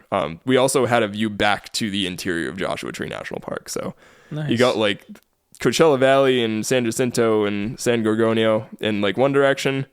And then in the north, you kind of can see back to the village and Yucca Valley. And then to the east and sort of southeast, you just see like open desert and mountains and stuff. So it's like brown in one direction, snow in the other. That's awesome. Yeah, it was pretty wild. I really enjoyed Eureka Peak. I think if you want to get off the beaten path and you're looking not to do the thing that everybody else is doing, I'd highly recommend it. So after we get to the top of Eureka Peak, we got in the shade a little bit because we were kind of sitting up there and stuff, and we're like, let's just go down somewhere and like kind of just put on sunscreen and rehydrate and stuff. We had a little bit of food up there, but it was nice just to get out of the sun for like a wee bit. Yeah. Ash saw some sort of snake going down off Eureka Peak that she said was big. I don't know what kind of snake it was. We didn't go looking for it. It went into the bushes. So we didn't try to find that snake. Maybe it was a rattlesnake. Maybe it was a harmless snake. I don't know. That would have been cool. We saw a rattlesnake. The Mojave Rattler. The Mojave Rattler. Hike out was fairly uneventful. Didn't really see much. We did vary our route a little bit just from the way out, just because we wanted to cut off a little mileage, and I kind of noticed on the map that there was sort of this little cut through path. So we maybe cut off a half mile in the back, but I still ended up with about 11 miles and 2,000 feet on my watch. Yeah, so that's kind of your stats. And again, if you want to check out any of the hikes from this Black Rock area or anywhere in the park, like I said, the website, National Park website, really good resource. Elevation gain, mileage, difficulty, telling you not to be crazy and doing it in the summer. So yeah, really cool to check out. So made our way back to the car about 5 hours later.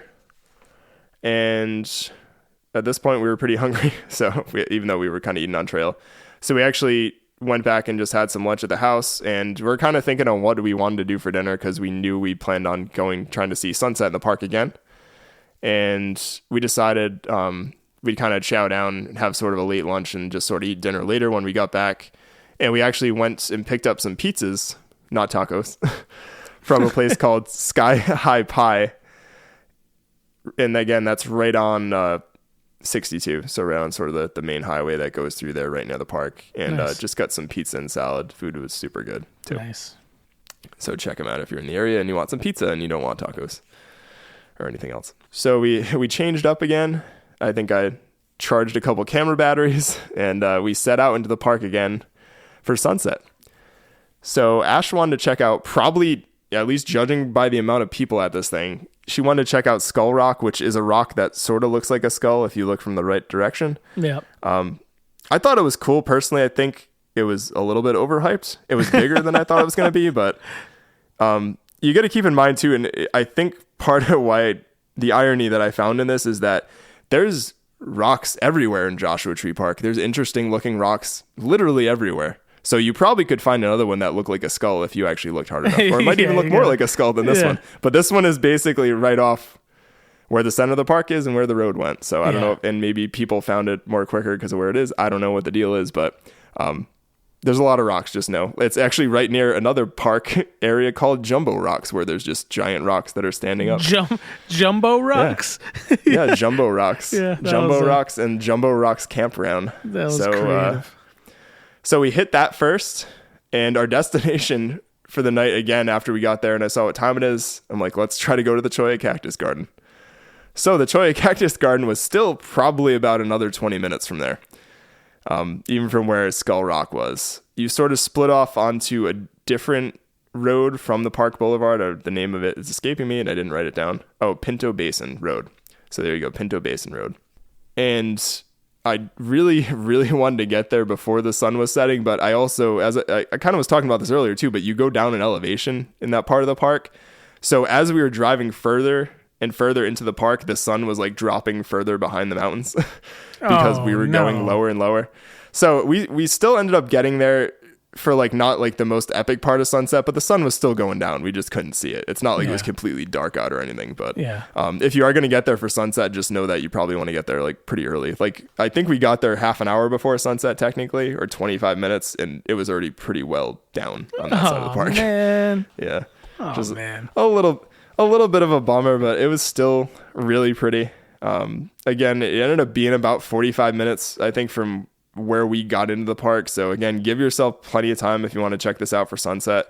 One of the coolest things around sunset, and we still got this effect of it in the article I read about it that sort of made me want to go here in the first place, is that the cholla cactus have sort of these yellow translucent spines or needles on them, and they actually kind of like light up when the light hits them, which is pretty neat. Like I have some pictures of them and they almost look like they're sort of like whitish glowing because of the way the sunlight's hitting them. From the flash of the camera? Or from the sun? No, just from the sunset, like back basically behind them. So that's crazy. It was pretty neat. Yeah, they kind of like light up and stuff. So that's the whole reason I wanted to go there, and we got that effect. So that was really cool. And where the cholla cactus garden is almost the not exact point, like you can't literally say there's an exact point, but that's actually where the Mojave Desert transfers into the Colorado Desert in Joshua Tree. So actually in one direction, you're looking at the mountains still and stuff. And there's still mountains like in the lower part of the desert, but then there's just this open, literal, what I would think of like a desert, like sand. Yeah. And like nothing, like the stereotypical, like what you, like a Sahara desert kind of sand dunes and not dunes, but just open sand. That's the Colorado desert side? Yeah. Yeah. Oh, okay. Yeah. I think there's one thing I learned is that there's many different deserts. They're not all just sand and cactus and what I think of what right. Looney Tunes looks like when they show deserts kind of deal. When Bugs Bunny took a wrong turn in Albuquerque. Yeah. Yeah. So I guess I do have to talk about my incident with the cholla cactus. Yeah. Which I already talked to Josh a little bit about. Tell the people about the cactus. So a couple little fun facts on the cholla cactus. So this area, the cholla cactus garden, is actually a 10-acre area where these cactus grow naturally. It's around 2,300 feet. So like I was mentioning, quite a bit lower than in elevation than the other side of the park. Like for reference, where Hall of Horrors was probably around 4,400 feet, where the cholla cactus garden is about 2,300 feet. So you drop quite a bit going there. You actually go down like a giant hill, feels like forever. Wow. On the way up, you're going giant uphill. But those cholla cactus, evidently, they really jive in this area of the park. They love it there. They just reproduce. They keep doing their thing. Yeah. They love it. And this type of cholla cactus is actually called a teddy bear cholla, which is kind of like a sick joke of a name because you don't want to cuddle the teddy bear cholla cactus. It's not a good thing to cuddle. No. I know now from experience, unfortunately, which is a little bit of foreshadowing. And as I mentioned, they have these yellow translucent spines. And the fun thing about them is actually when they go in you, they actually sort of split open, which actually makes it harder to pull them out than when they first went into you. They'll go into you like nothing and a little bit harder to pull out. And actually, the cholla that I had an encounter with was one of these, which is new plants are actually formed by pieces of the cholla that naturally detach off and like blow away or blow in the wind. And apparently they'll actually just eventually like lodge into the sand and start growing again, which is kind of crazy. Yeah. But I guess to live in that dry of an environment, that's sort of the adaptation they have. So they just blow around like little cholla balls and just form new cholla cactus. So a bunch of balls flying around in the middle of the desert. Just with thorns on them. So my incident with the so-called jumping cholla cactus, I was poking around trying to get some pictures like I'm usually doing. Yep. And Ash is poking around. And we're both actually walking off the path, which... There's many explicit signs that say not to cross the barrier off the path. You can easily, it's not like there's a fence or anything, but there's kind of just a rock path and a paved path. You walk through the garden and boardwalks and stuff. And it's very explicit not to go near the cholla cactus. I didn't read the fine print. I was like, I bet they're not like that bad. Whatever. Turns out they're pretty nasty little cacti. Pretty nasty. They're different than a lot of the other cactus, and there's something as a human being, I feel like we don't grow up around cactus, so you just almost want to touch cactus. Not that I did that, yeah, but you almost just want to touch them and feel how they feel, yeah. And you definitely would not want to do that with cholla cactus. So I'm walking around. I'm getting some pictures around sunset, doing my thing. And actually, a lot of the cactus were flowering, which was really cool. They had these like pinkish, whitish flowers kind of coming out of them, which is really, really neat. And so first off, I accidentally step on a little cholla ball, and it gets stuck in my shoe. Oh. And I was able to get it off, kicked it off, not bad. Then I'm taking pictures later, and it was windy, as it is in the desert. It's seemingly at sunset most nights we were there, or it was or is. I'm thinking it's more of an is thing just because of how the temperatures fluctuate day to day. But it was breezy, and before I know it, I'm kind of shuffling around, and then I feel something in the side of my ankle. So, in the side of my ankle, I had maybe a golf ball size piece of cholla, something like that. Oh man. Covered in needles. So I go to try to pull it out, and the cholla cactus needles are actually so sharp and spiny that they will stick right back into your fingers. So if you ever have a cholla cactus attached to you, or any kind of nasty cacti like that, don't instinctually just try to pull it off. Like, that's the instinctual thing to do. Yeah. But, yeah. You know, like, listen to me. You don't try to pull it off. So I try to pull it off. I get thorns in my fingers now, and I'm like, this could be problematic. And I didn't even like budge it off my ankle. I'm like, this could be an issue. And like, Ash is kind of, I think, wandering on her own, so she didn't see me when I first got it. And then I'm thinking, I'm like, what the hell can I do here without like stabbing myself again and getting more needles? And there were two rocks like right nearby, so I sort of made a little wedge out of the rocks and pried the cholla cactus off of me. But as I was prying it off, it kind of got stuck in my finger again. So then I had to like throw it back. It was almost like I had Velcro on or something. And I was playing with like one of those Velcro like balls, and it just wouldn't get off me. So finally it breaks off. I get stuff out of my fingers. It was kind of painful plucking. I didn't have too many thorns on my fingers. In my ankle, like I was looking the next day, and I was kind of just pulling out because I had adrenaline going, and I was definitely nervous because I'm like, oh man, I got a cactus in my foot. But I must have pulled out like, I would say there was like 40 little marks. Like I showed you my ankle. Like there had to be like 30 or 40 marks. Yeah, you still have like the little marks scar. From it. Yeah. Yeah. So yeah, really nasty. And the signs are there for a reason. If you have young children, definitely like be very careful if you bring them around here. I realized I was a moron for going into this cactus garden and taking pictures like that. I'm sure people do it all the time. Certainly, I would say if you had jeans on or something, not as bad. I had shorts and just like trail runners on. Yeah. So I had nothing protecting my ankles. And it's not like I stepped on, I'm about 99% sure I didn't step on it. I'm pretty sure this cactus literally blew into my ankle because it was just windy. You should get a cholla cactus tattoo on your ankle now. Just on that ankle? Yeah, just on that ankle. I actually don't mind that, other than the fact that it'd probably be super painful. It'd be a good story. So yeah, I can add that to my resume. Unfortunately, I've had a cactus stuck in me and got a cactus stuck in me. Not all cactuses are like as nasty as these ones. They're nasty little cacti. Little balls.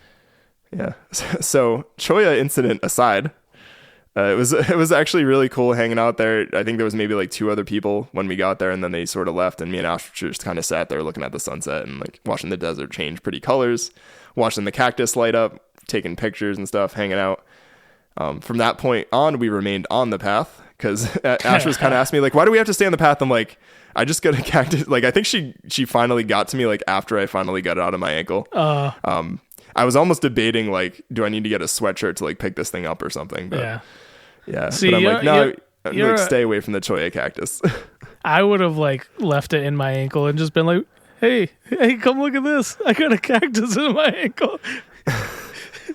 I should mention too, like, I don't think there's any like venom or anything like that, but my ankle was sore like for like a day and a half afterwards.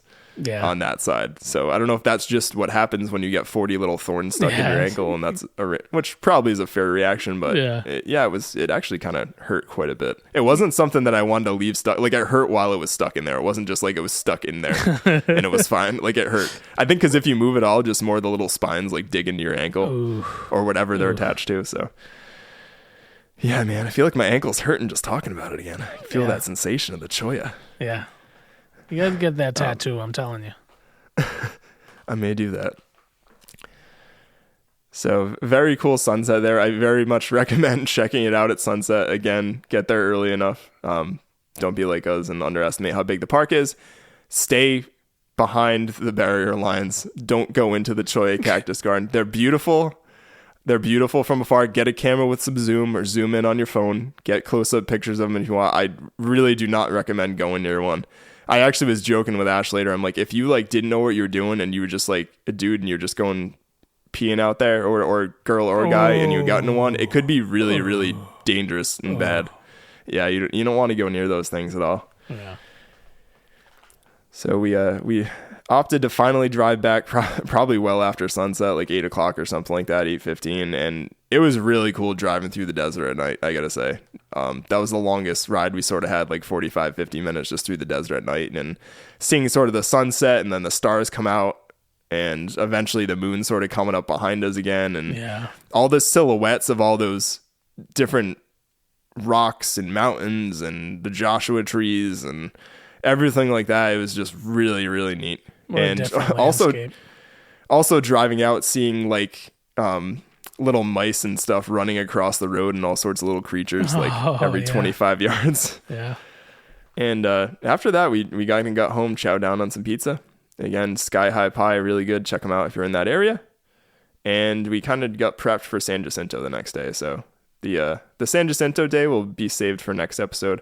That was Thursday the 25th out of Palm Springs. So I'll kind of go into more detail on that later. Nice. So fast forwarding to the morning of the 26th, Friday is our last day there. We're already like kind of just reveling in the fact, I'm like, man, like we've already been away for so long. We were definitely starting to miss Rhode Island at that point. Yeah. Quite a bit. We kind of like FaceTimed her that morning and we're like, oh man, like kind of bummed out a little bit. Even though she didn't care that we were gone at all. Yeah. Remember that, Rylan, if you listen to this later and like you didn't care that mom and dad were gone at all. You were very happy with the MAs. I'm sure. I don't even think you looked at us on FaceTime by like the second or third time we FaceTimed her. Bye, daddy. Yeah. Go play. Oh, good. You stay there. Outside. Yeah. I gotta play. Yeah, so this was going to be our last full day, our last intended full day in California. So we wanted to just really spend the entire day hanging out in the park. I talked Ash into doing Ryan Mountain that night for sunset, since number one, we really hadn't had like an awesome sunset yet. I feel like it just was like eluding us the entire time we were there. Yeah. Partially because I just didn't understand how big the park was, so I'll fully take blame for that. We could have seen sunset somewhere, but my timing was bad, and I underestimated how big the park was. So we were determined, like this night on Friday night, I'm like, we're gonna go hike up Ryan Mountain for sunset. We'll bring our headlamps with us, and we're gonna see the sunset. So we did do that, which was good. But we kicked off the day having breakfast at home. Kind of as the last few days. Again, we kind of just opted to stay at the house. I think we both were kind of like just done with going out to dinner. Like, not that it overstimulates a weird word, but I feel like I always have this thing in me where I feel like I can't like just go out to dinner like all the time. Like you gotta like just chill out and make some food, save a little money, and whatever. Fiscal responsibility is always good. Yeah. And we sort of sat outside that morning having some coffee and whatnot, and sort of went through a map of the park and kind of tried to check out what we thought would be sort of fun to do on the last day. So after breakfast, this was one of the first mornings too, we sort of just decided to kind of hang out. We sort of had coffee on the patio looking out at the desert, Joshua Tree and stuff, which was cool. And I pulled out sort of a map, and we both were looking between sort of the website on my MacBook for descriptions of different sort of exhibits and stuff, and then looking at the map to see sort of what we wanted to check out on our last day. And came up with kind of a list and circled some stuff, which I kind of recommend also doing if you're just going to the park. I feel like it's a nice reference to have. No cell service in most of the park too, which I don't think I mentioned yet. Oh, wow. So yeah. No. Don't expect that. Yeah. I don't know how I made it that far without mentioning that. And there really is, like, in our experience, like after the first 5 or 10 minutes driving through the park, there's no service whatsoever. Yeah, that's kind of wild. Completely devoid of service. That's definitely kind of wild. Nowadays, I feel like that's more and more unusual, but it's definitely still much applicable out there. Yeah. And which is kind of cool. It takes you out of your phone. But if you're used to relying on it, I just say it more from a map perspective. It's very useful to have that paper map and circle stuff and kind of know, like, rather than pulling up your phone and be like, hey, like, let's go here. Right. You're not going to be able to do that probably, which is one of the reasons we decided to do that. So after we made our sort of list, we kind of came down to Arch Rock and Heart Rock, which are sort of rock formations to check out. I really wanted to check out Hidden Valley, which is sort of a little loop trail that's kind of more towards the beginning of the park, pretty close to where we were. And then we also decided that we wanted to check out Ryan Mountain at night and do sunset there. And then after kind of hiking Ryan Mountain at sunset, we decided we'd go to one of the listed stargazing areas, which maybe not the best decision. I'll get into that later. And that was actually at Quail Springs picnic area and sort of parking area. So that, and also that parking area was actually closest to the entrance of the park that we came in and out of. So we figured it'd be kind of make sense to just end our night there before we actually left the park. And we also had to pack and get ready to fly the next day and stuff. Right. So we kicked things off driving to Arch Rock. This is sort of more towards that central portion of the park. From what I recall, it's not too far past where Skull Rock is. It's definitely not as far as like the Cholla Cactus Garden. And Arch Rock is named for sort of the loop hike that's around there that goes to Arch Rock, which is a rock formation that's an arch. About 30 feet across. A lot of people say it looks like a sort of a Brachiosaurus dinosaur. I thought it looked like an elephant sort of from one angle, but that was just my perspective. I'll have to share that picture. Like, is it actually an arch? Like, yeah, it's an arch with, I don't know how do you say it. It's an arch, like a rock with a hole in it. That's an arch. And you can like walk through it, walk onto the arch? Yeah. Oh, wow. Yeah, it's pretty large. I would say it was maybe like, I mean, it was well over Ash's head, so it had to be at least, I'd say like 12 to 15 feet high, maybe where the arch is. And like naturally formed or like... Yeah. I mean, wow. you can sort of look it up if you're interested. I didn't dive in and write down the full how it happens kind of. You didn't know I was going to ask you all these tough questions about Arch Rock. I didn't prepare for that one about Arch Rock. I thought we just breezed through this one. No, but there is some sort of way that it's actually it forms and it actually happens in nature. So cool. Whether it's the wind or the desert, some sort of combination of the elements and the type of rock allowed it to form into this sort of arch. That's really cool, dude. And it was pretty neat. I actually heard someone at a restaurant we were at, I think it was it had to be when we were in the Joshua Tree Saloon, kind of mentioned like Arch Rock wasn't that big and all this stuff. And I was like, do we want to check that out? But for someone that's never seen a rock arch before, I thought it was pretty cool. Pretty big. Like, it's a pretty big arch. Yeah, it was big enough for me. I thought it was cool. It's 30 feet wide. It's pretty sizable. I know there's also apparently a thing is Arches National Park. I don't know where that is, but apparently that's where the big arches are if you want to go to see those. But I was pretty happy. Not too bad to get one arch out of the way, right? Yeah. But I was pretty happy with this arch. This arch made my day. Nice. So we checked that out. There was a nice little loop hike, really flat. I don't think the elevation gain was really a thing. It was 1.3 miles. And kind of in this loop part of it is also a thing called Heart Rock, which is a rock that looks kind of like a heart, like you might think it is. But again, it's just this rock sort of standing basically on the point of the heart at the bottom. Like if you thought of it, it's actually kind of balanced there. Wow. And then it's got sort of, it looks like a heart. That's pretty cool. Yeah, it was neat. And again, just formed naturally in nature. It's just kind of sitting there. Wow. Someone found it. I guess it used to not have a path to it. Like even 5 or 10 years ago, it's sort of a newer attraction, but like people would go to it anyways. So they just decided to make an official path to it. Sweet. Yeah, that's pretty cool, man. Yeah, that was neat. Saw some really cool lizards while we were there too. I got a picture of a lizard finally that didn't run away, and he was actually a pretty big guy. Yeah, pretty big guy. Again, a lot of flowers. You can just assume anywhere we went to. Like I'm gonna stop being redundant with flowers, but there were flowers, everywhere again. There were flowers everywhere again. I took so many everywhere. So many pictures of flowers. So many pictures of Joshua trees. Arch Rock was cool. I thought it was neat. Nothing crazy. Good family hike to do. Nice. Maybe took us like 45 minutes or something like that to just sort of walk around and take pictures and whatnot. Cool. And another thing I did want to mention to throw back to the beginning of the episode, the California Hiking and Riding Trail goes right by this. So it's part of that giant trail that goes through Joshua Tree or a section of Joshua Tree. So you actually can see a lot of these parts of the desert and exhibits off that trail if you choose to do that and backpack it. Cool. Now, while we were driving there, and we had actually driven past this like 2 or 3 times now, but between sort of, I guess sort of where Ryan Mountain Trailhead is, and then where like sort of Skull Rock was, there was this just like, I called it the Grove, but it was like there's just this wide open area of just tons and tons of Joshua trees. Just like looking across, it almost seemed to me like what I would picture a savanna to look like, but it was just Joshua trees. For like ever, like hundreds of Joshua trees as far as you could see in either direction.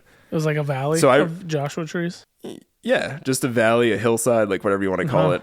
But I liked it so much that like I told Ash, I'm like, we need to like pull over. I need to get just pictures of these Joshua trees. So we just pulled over.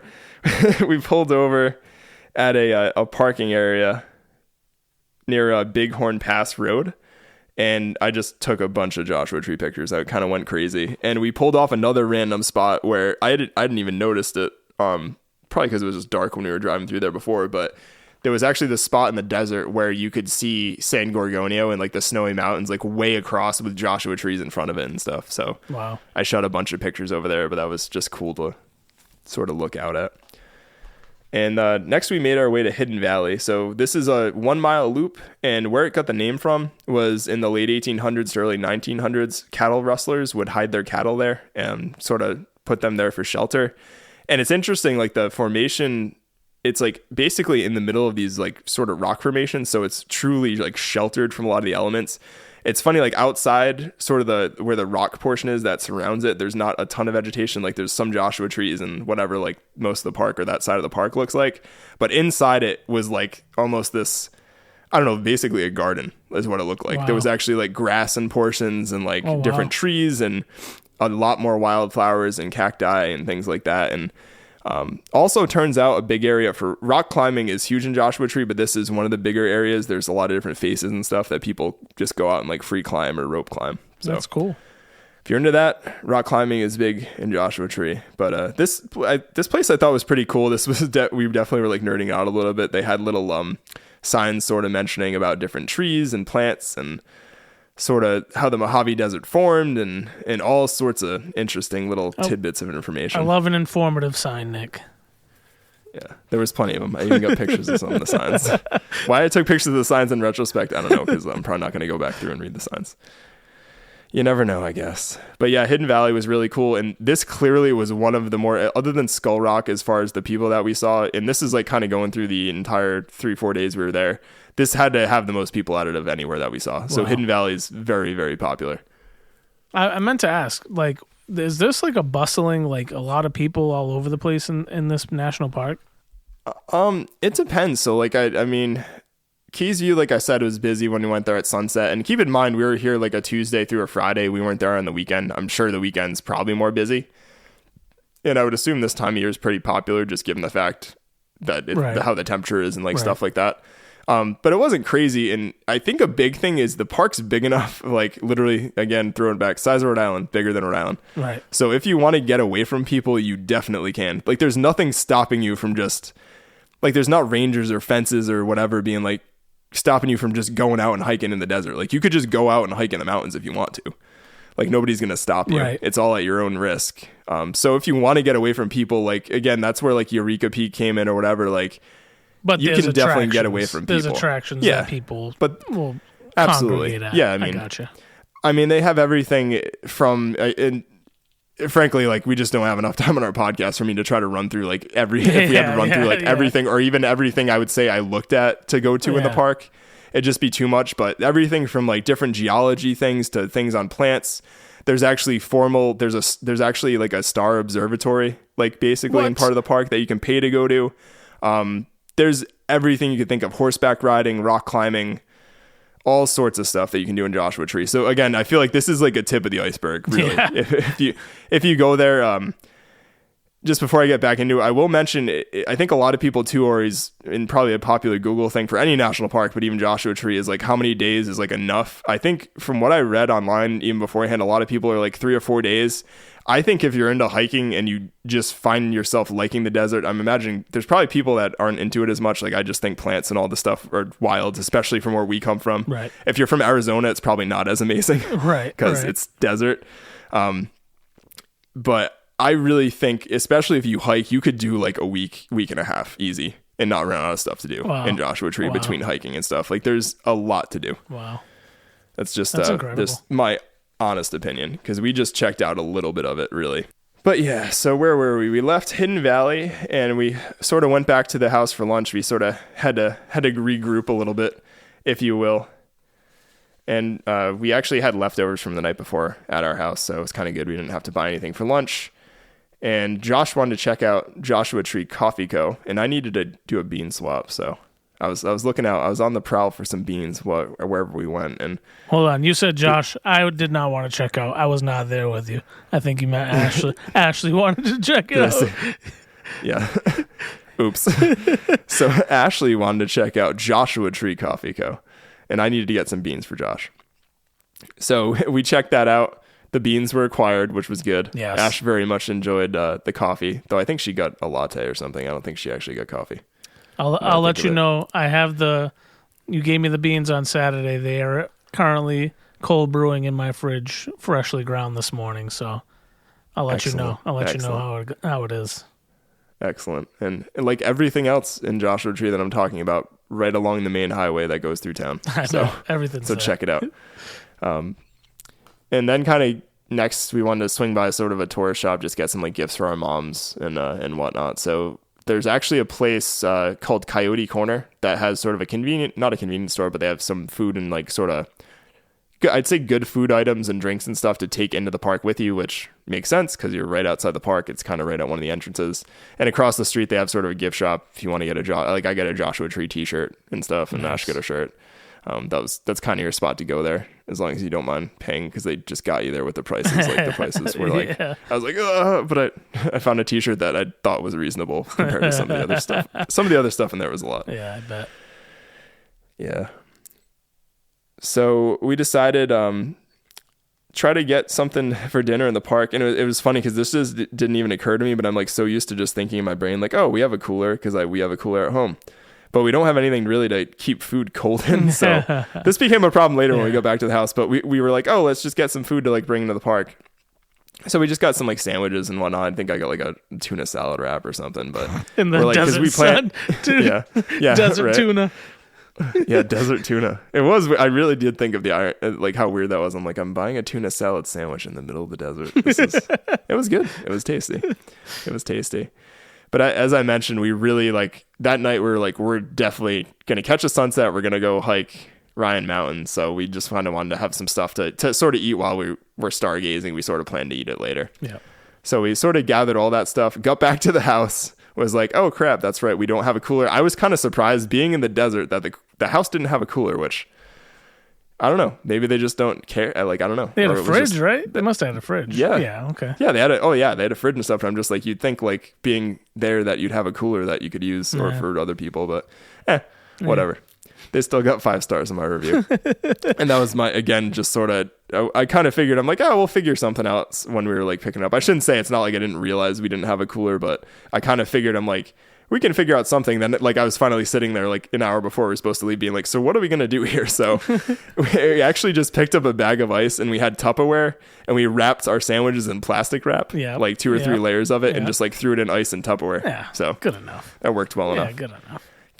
Kept it cool enough. So crisis averted with the sandwiches. I was like, trying to get software engineering with it and like, how do we do this? I'm like, I'd had everything out in the kitchen being like, how can I make this MacGyvering yourself a cooler? I just need to like keep the sandwiches cool for like 3 hours and it shouldn't really be that hot, which was nice. It actually wasn't that hot that night. And while I was MacGyvering, I should say, Ash like wanted to hang out in this hammock that they had sort of in the backyard and read a book, so she got to do that while I was trying to figure out how to make our food cold and also just doing some packing for the next morning. That's what we men do. We're problem solvers. Yeah. I'm like, I just need to fix this. Gotta fix it. I need to fix this. What am I going to do?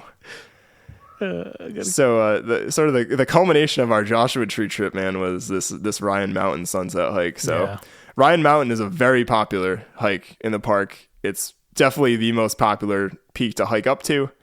It's right around where Hall of Horrors is. Horrors like horror movie. And maybe a 25-30 minute drive out from sort of where we were staying. So not really a bad ride. Left again, like I thought again, I was getting like flashes like we're going to miss sunset again, but we probably left like 5:15.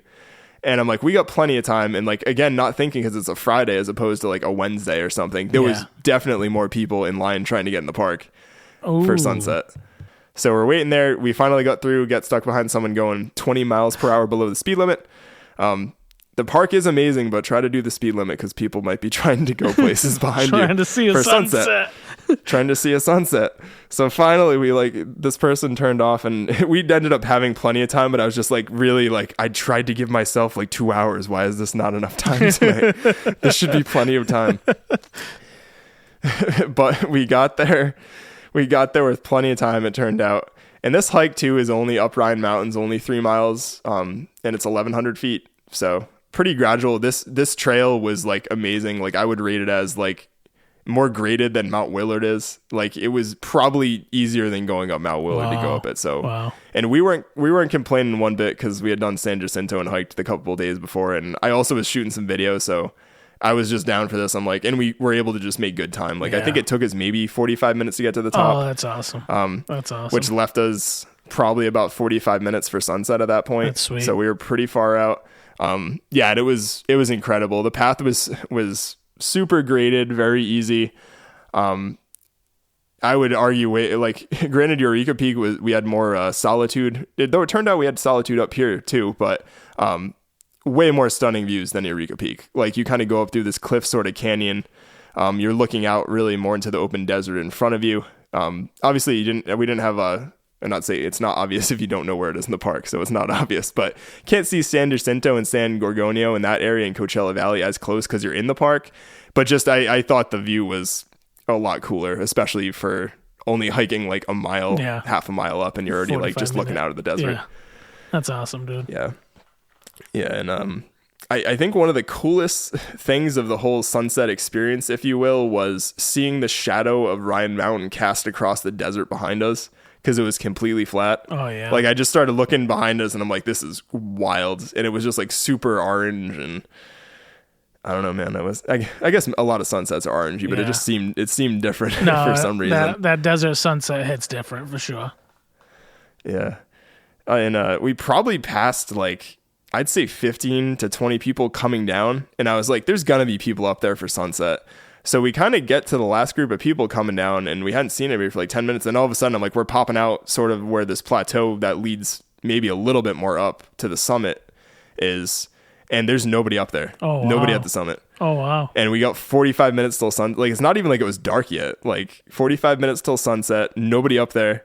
It's breezy, and it was actually pretty cool that night. It was probably in the 50s and maybe 40s. I'd say by the time we were up there, we kind of bundled up quick and had some hoodies and we actually had winter hats and gloves on at one point too. So it was nippy, but nobody up there. So I don't know if it was just because people don't like to hike in the dark with headlamps out, and we barely needed ours anyways, which was kind of funny, but nobody was up there on a Friday night. So you guys got the peak to yourself to watch the sunset?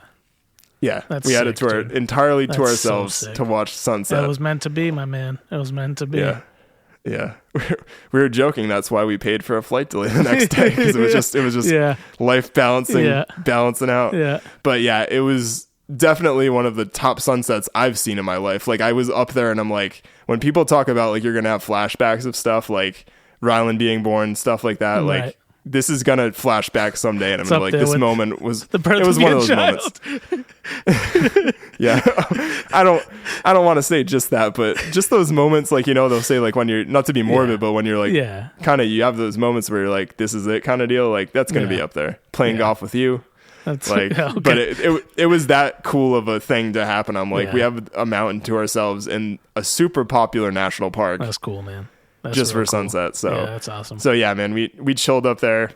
We kind of sat down. I actually had been messing with learning how to use a variable frame rate on my camera, which, not to get into it, but just allows you to sort of do slow motion or like speed up time. I guess I don't know how else to say that, but a time lapse is basically what I did.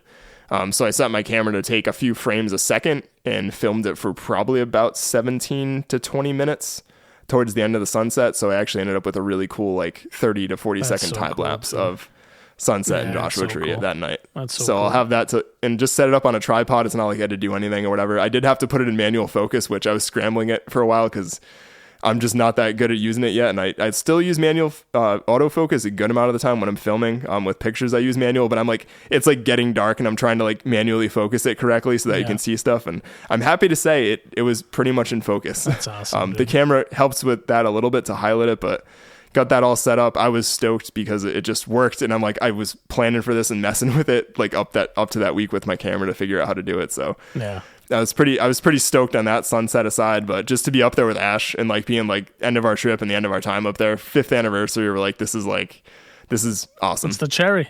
That's the cherry on top. Yeah. That's so cool.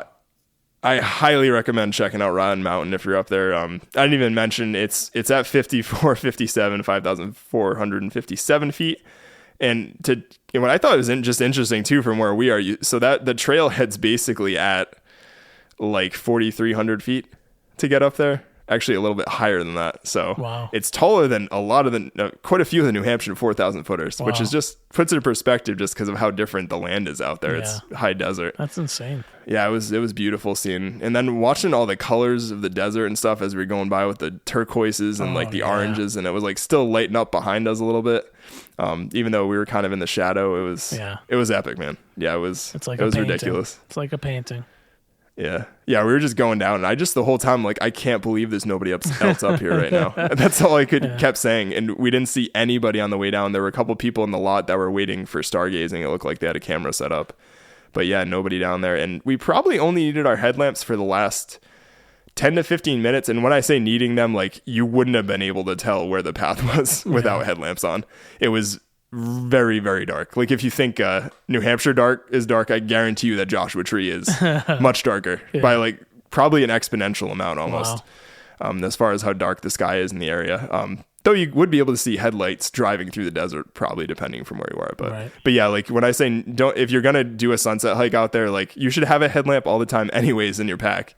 If not a lot else besides like a med kit and whatnot, but definitely make sure you have a headlamp if you're planning on being Joshua Tree at night, especially not on a familiar trail. Good call. Because even with headlamps on the way down on a well-established trail, we almost veered off like twice. So just FYI. And I like to think we're pretty good at noticing trails between me and Ash. But yeah, man, that was like you said it perfect. That was the cherry on top probably of our time out there. Though the night wasn't quite over yet. We had to go eat our sandwiches that were stuffed in Tupperware and plastic wrap. So we drove over to the Quail Springs picnic area and wanted to do some stargazing. And I also had been messing with trying to take some night photography. Turns out I have a lot more to learn about night photography, like a lot of stuff with night photography. I got happy with a few pictures. One thing I did not think of is the fact that you have to do a long exposure when you're taking night photography to allow more time for the light literally to be against the sensor to make the photo work.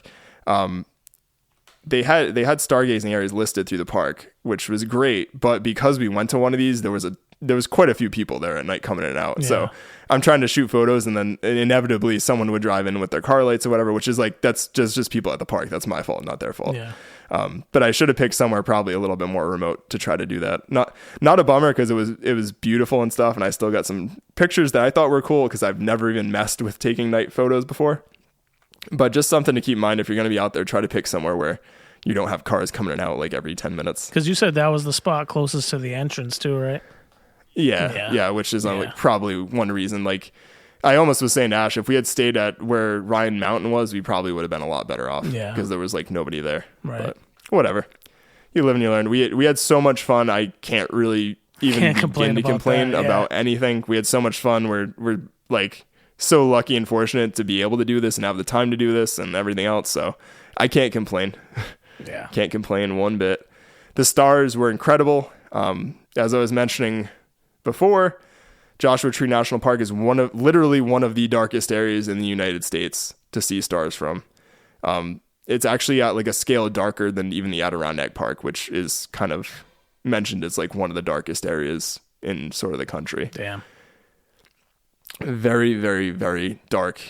Never seen stars like that before. Pretty crazy. Like there's a lot more stars in the sky than you think that they are.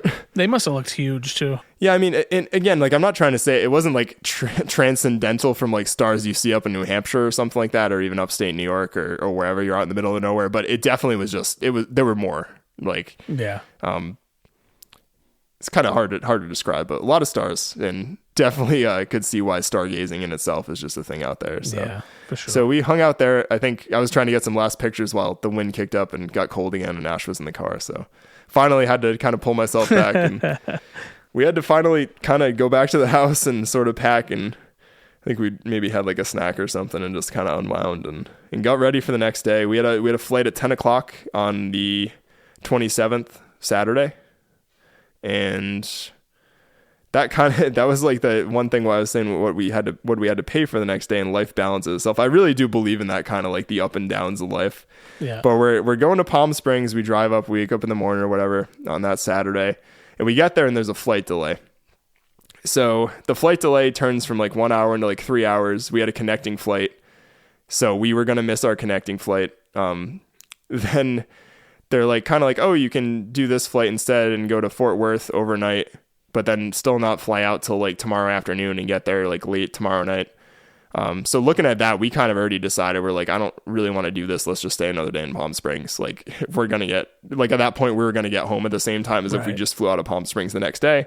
So we were going to switch our flight anyways. And then like an hour after that, we kind of had some lunch and stuff in Palm Springs and went back to the airport, and they just completely like canceled the flight. So crazy. Some issues with the wings, which you don't really usually don't like want to mess with the wings. Be flying. Yeah. I'm all for them. You definitely need those. All for them keeping me on the ground if they need a wing or two fixed. Like I'm all good with that. You don't have to send me up with a broken wing. Yeah, I need those wings. So needless to say, I mean, we ended up staying in Palm Springs. We kind of planned to do that anyways that night. And we just basically were going to fly out the next day from a flight in Palm Springs to O'Hare in Chicago and then to Boston. So we left around like 10:30. Actually, maybe it was more like 11:15 West Coast time from Palm Springs, and would get back in Boston like 10:45 the next night. So I just didn't see why it would make sense to do a random night in like Fort Worth and still get back the same time. So that was kind of our logic behind that. We won't dive into Palm Springs too much because we frankly really didn't do much there, but we got a cheap hotel.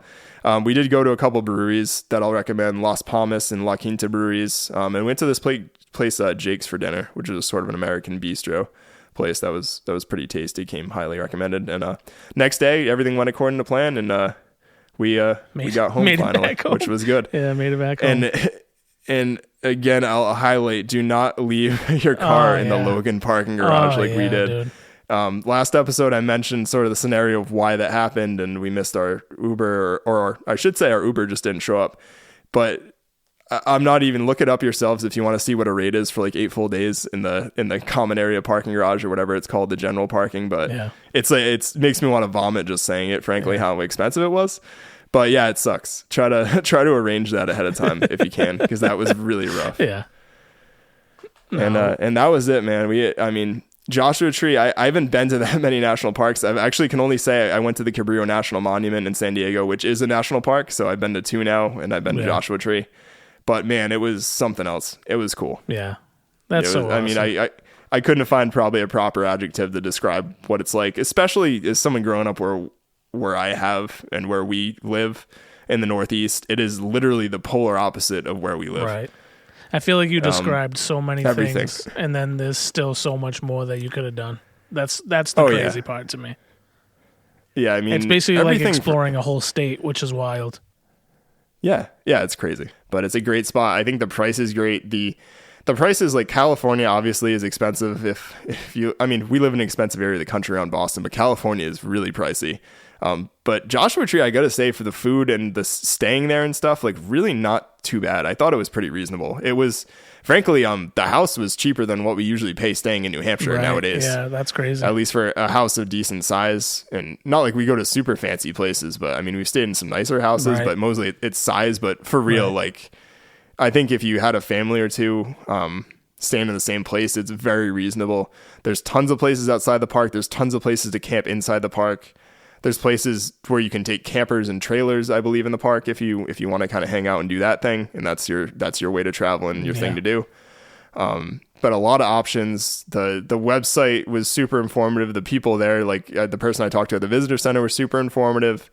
Yeah, it was great. And I guess my final word, and like this is to cap on sort of my stupidity with the cholla cactus, but I'm like, for real, it is. You got to realize it is the desert. It's different than out here. There's no water.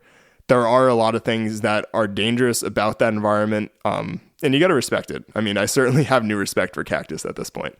Yeah. But did want to highlight that, like, definitely keep, when they talk about you needing water and things like this, it's for a reason. It's because it is like a legitimate thing. Like, doesn't mean you're going to walk out there and die hiking. Like, no, but like, I know for myself hiking, like, I'm pretty used to how much water I drink in different scenarios. And like, it was very dry. And this is in like April and 70-degree weather. I think they recommend like a liter an hour, like when it's like 80 degrees or more, and you're just like just being outside in that heat. They recommend like a liter an hour. So I can imagine. Yeah. And sunscreen, really big thing. We actually wore SPF 70 most of the time we were there, and we both got, I mean, Josh can attest, like I got like reddish darker. Yeah, you would tan. I don't get super tan because I'm a pretty fair skinned fellow. Yeah. But yeah, I actually got pretty tan, but we loaded up sunscreen like multiple times, especially while we're out hiking. Drank a ton of water. And another thing I just really noticed, I think that dries you out again, is that back to that, like how breezy it was in the desert. Like I didn't expect how it was there. And when it's breezy, it's great, but like you truly don't notice when you're sweating. Like I think when we finished hiking, like my back was maybe a little sweaty and that was it. Like everything on me was just ridiculously dry. Like you just stop for 20, like it feels like 20 seconds and your back's dry again as soon as you take your pack off because it's so dry everywhere. Yeah. So yeah, show the environment some respect if you're out there. I mean, again, I'm not by any means an expert in desert hiking. This is my first experience. I did try to do a lot of reading preparation. God knows there's plenty enough online and with books and stuff that you can read. And if you're interested in sort of the differences, I wore trail runners most of the time I was out there. And I did wear Keen, like low cut sort of sneaker cut boots to hike in. I found those to be very comfortable. Wore some like just moisture wicking, like not like almost like khaki material REI shorts and moisture wicking shirts pretty much the whole time. And we did end up wearing our hoodies like almost every night. So it got pretty, like I said, like 50s, 40s, like every night. Right. So it got pretty cold. So just be prepared. Yeah. Be smart, be prepared. That's how you stay safe. And don't cross over in the Cholla Cactus Garden. Don't cross the line. Keep your hands and feet inside the vehicle at all times. Well said. All right, man. You want to get in the descent? Let's do it.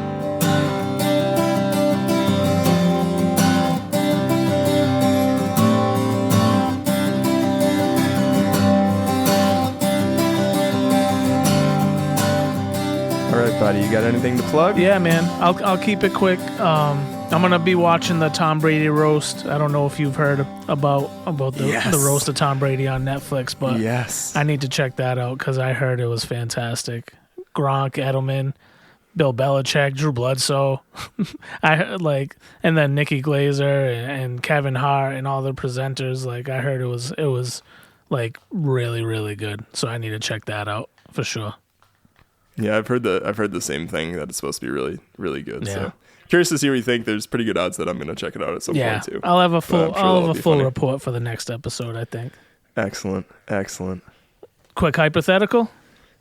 Yeah, I was going to ask, what do we got this week? All right, man. Got something about, I feel like you keep picking longer and longer ones every week as well. On the topic of football players, Nick, genetic engineers at Johns Hopkins University announced that they have developed a so-called super gorilla. Though the animal King Kong? Though the animal cannot speak, it has a sign language lexicon of more than 12,000 words, an IQ of nearly 85, and most notable, a vague sense of self-awareness. Oddly, the creature, who weighs 700 pounds, becomes fascinated by football. The gorilla aspires to the gorilla aspires to play the game at its highest level and quickly develops the rudimentary skills of a defensive end. ESPN analyst Tom Jackson speculates that the gorilla would be borderline unblockable and would likely average 6 sacks per game. Only 6? Although Jackson concedes that the beast may be susceptible to counters and misdirection plays. Meanwhile, the gorilla has made it clear that he would never intentionally injure any opponent. So, Nick, you are commissioner of the NFL. Would you allow this gorilla to sign with the Oakland Raiders? It's now the Las Vegas Raiders, but yeah, I was gonna be like, they don't exist anymore. I'm just wow. That was quite the That was hypothetical. good. That's a good one. That's funny. That's a funny one. I feel like it'd be a huge liability to have a gorilla playing in the NFL. Yeah. That's my first Yeah. thought. That sounds like a PR nightmare. Yeah. I don't think there's any way. I also feel like I also kind of feel like he might kill somebody. Yeah. He says he's not going to intentionally injure anybody. No, Not I know he said that, intentionally. but he weighs 700 pounds. Yeah, he's a 700-pound gorilla. So whether or not it's intentional, it's definitely going to happen. He's definitely going to tear it's just somebody's a matter arm of time. off. He's like, I got excited. That was my 10th sack of the game. I like that ESPN analyst Tom Jackson Only 5 sacks. speculating 6 sacks a game and that he's 6 sacks a unblockable. game. But no, there's no way. There's no way he could let him in. There's no way the Players Association would let him in the league either. Like, there's no way. That's funny. Yeah. Yeah, it just brings up, I wonder if we'll ever get to a world where like someone's training a monkey to do that. Yeah, maybe, dude. That'd be weird. Maybe. They do a lot of things That's now. scary. Having just seen those gorillas at the San Diego Zoo, I'd be afraid to Imagine that. Try to play block a football. gorilla. Nope. Or if you're the running back, imagine the intimidation factor if there's a gorilla on the other side of that line. Yeah. He doesn't even talk. He just grunts at you. It's like, Boom. oh. He does sign language. It's just the finger to the throat. Yeah. Oh my gosh. Oh, man.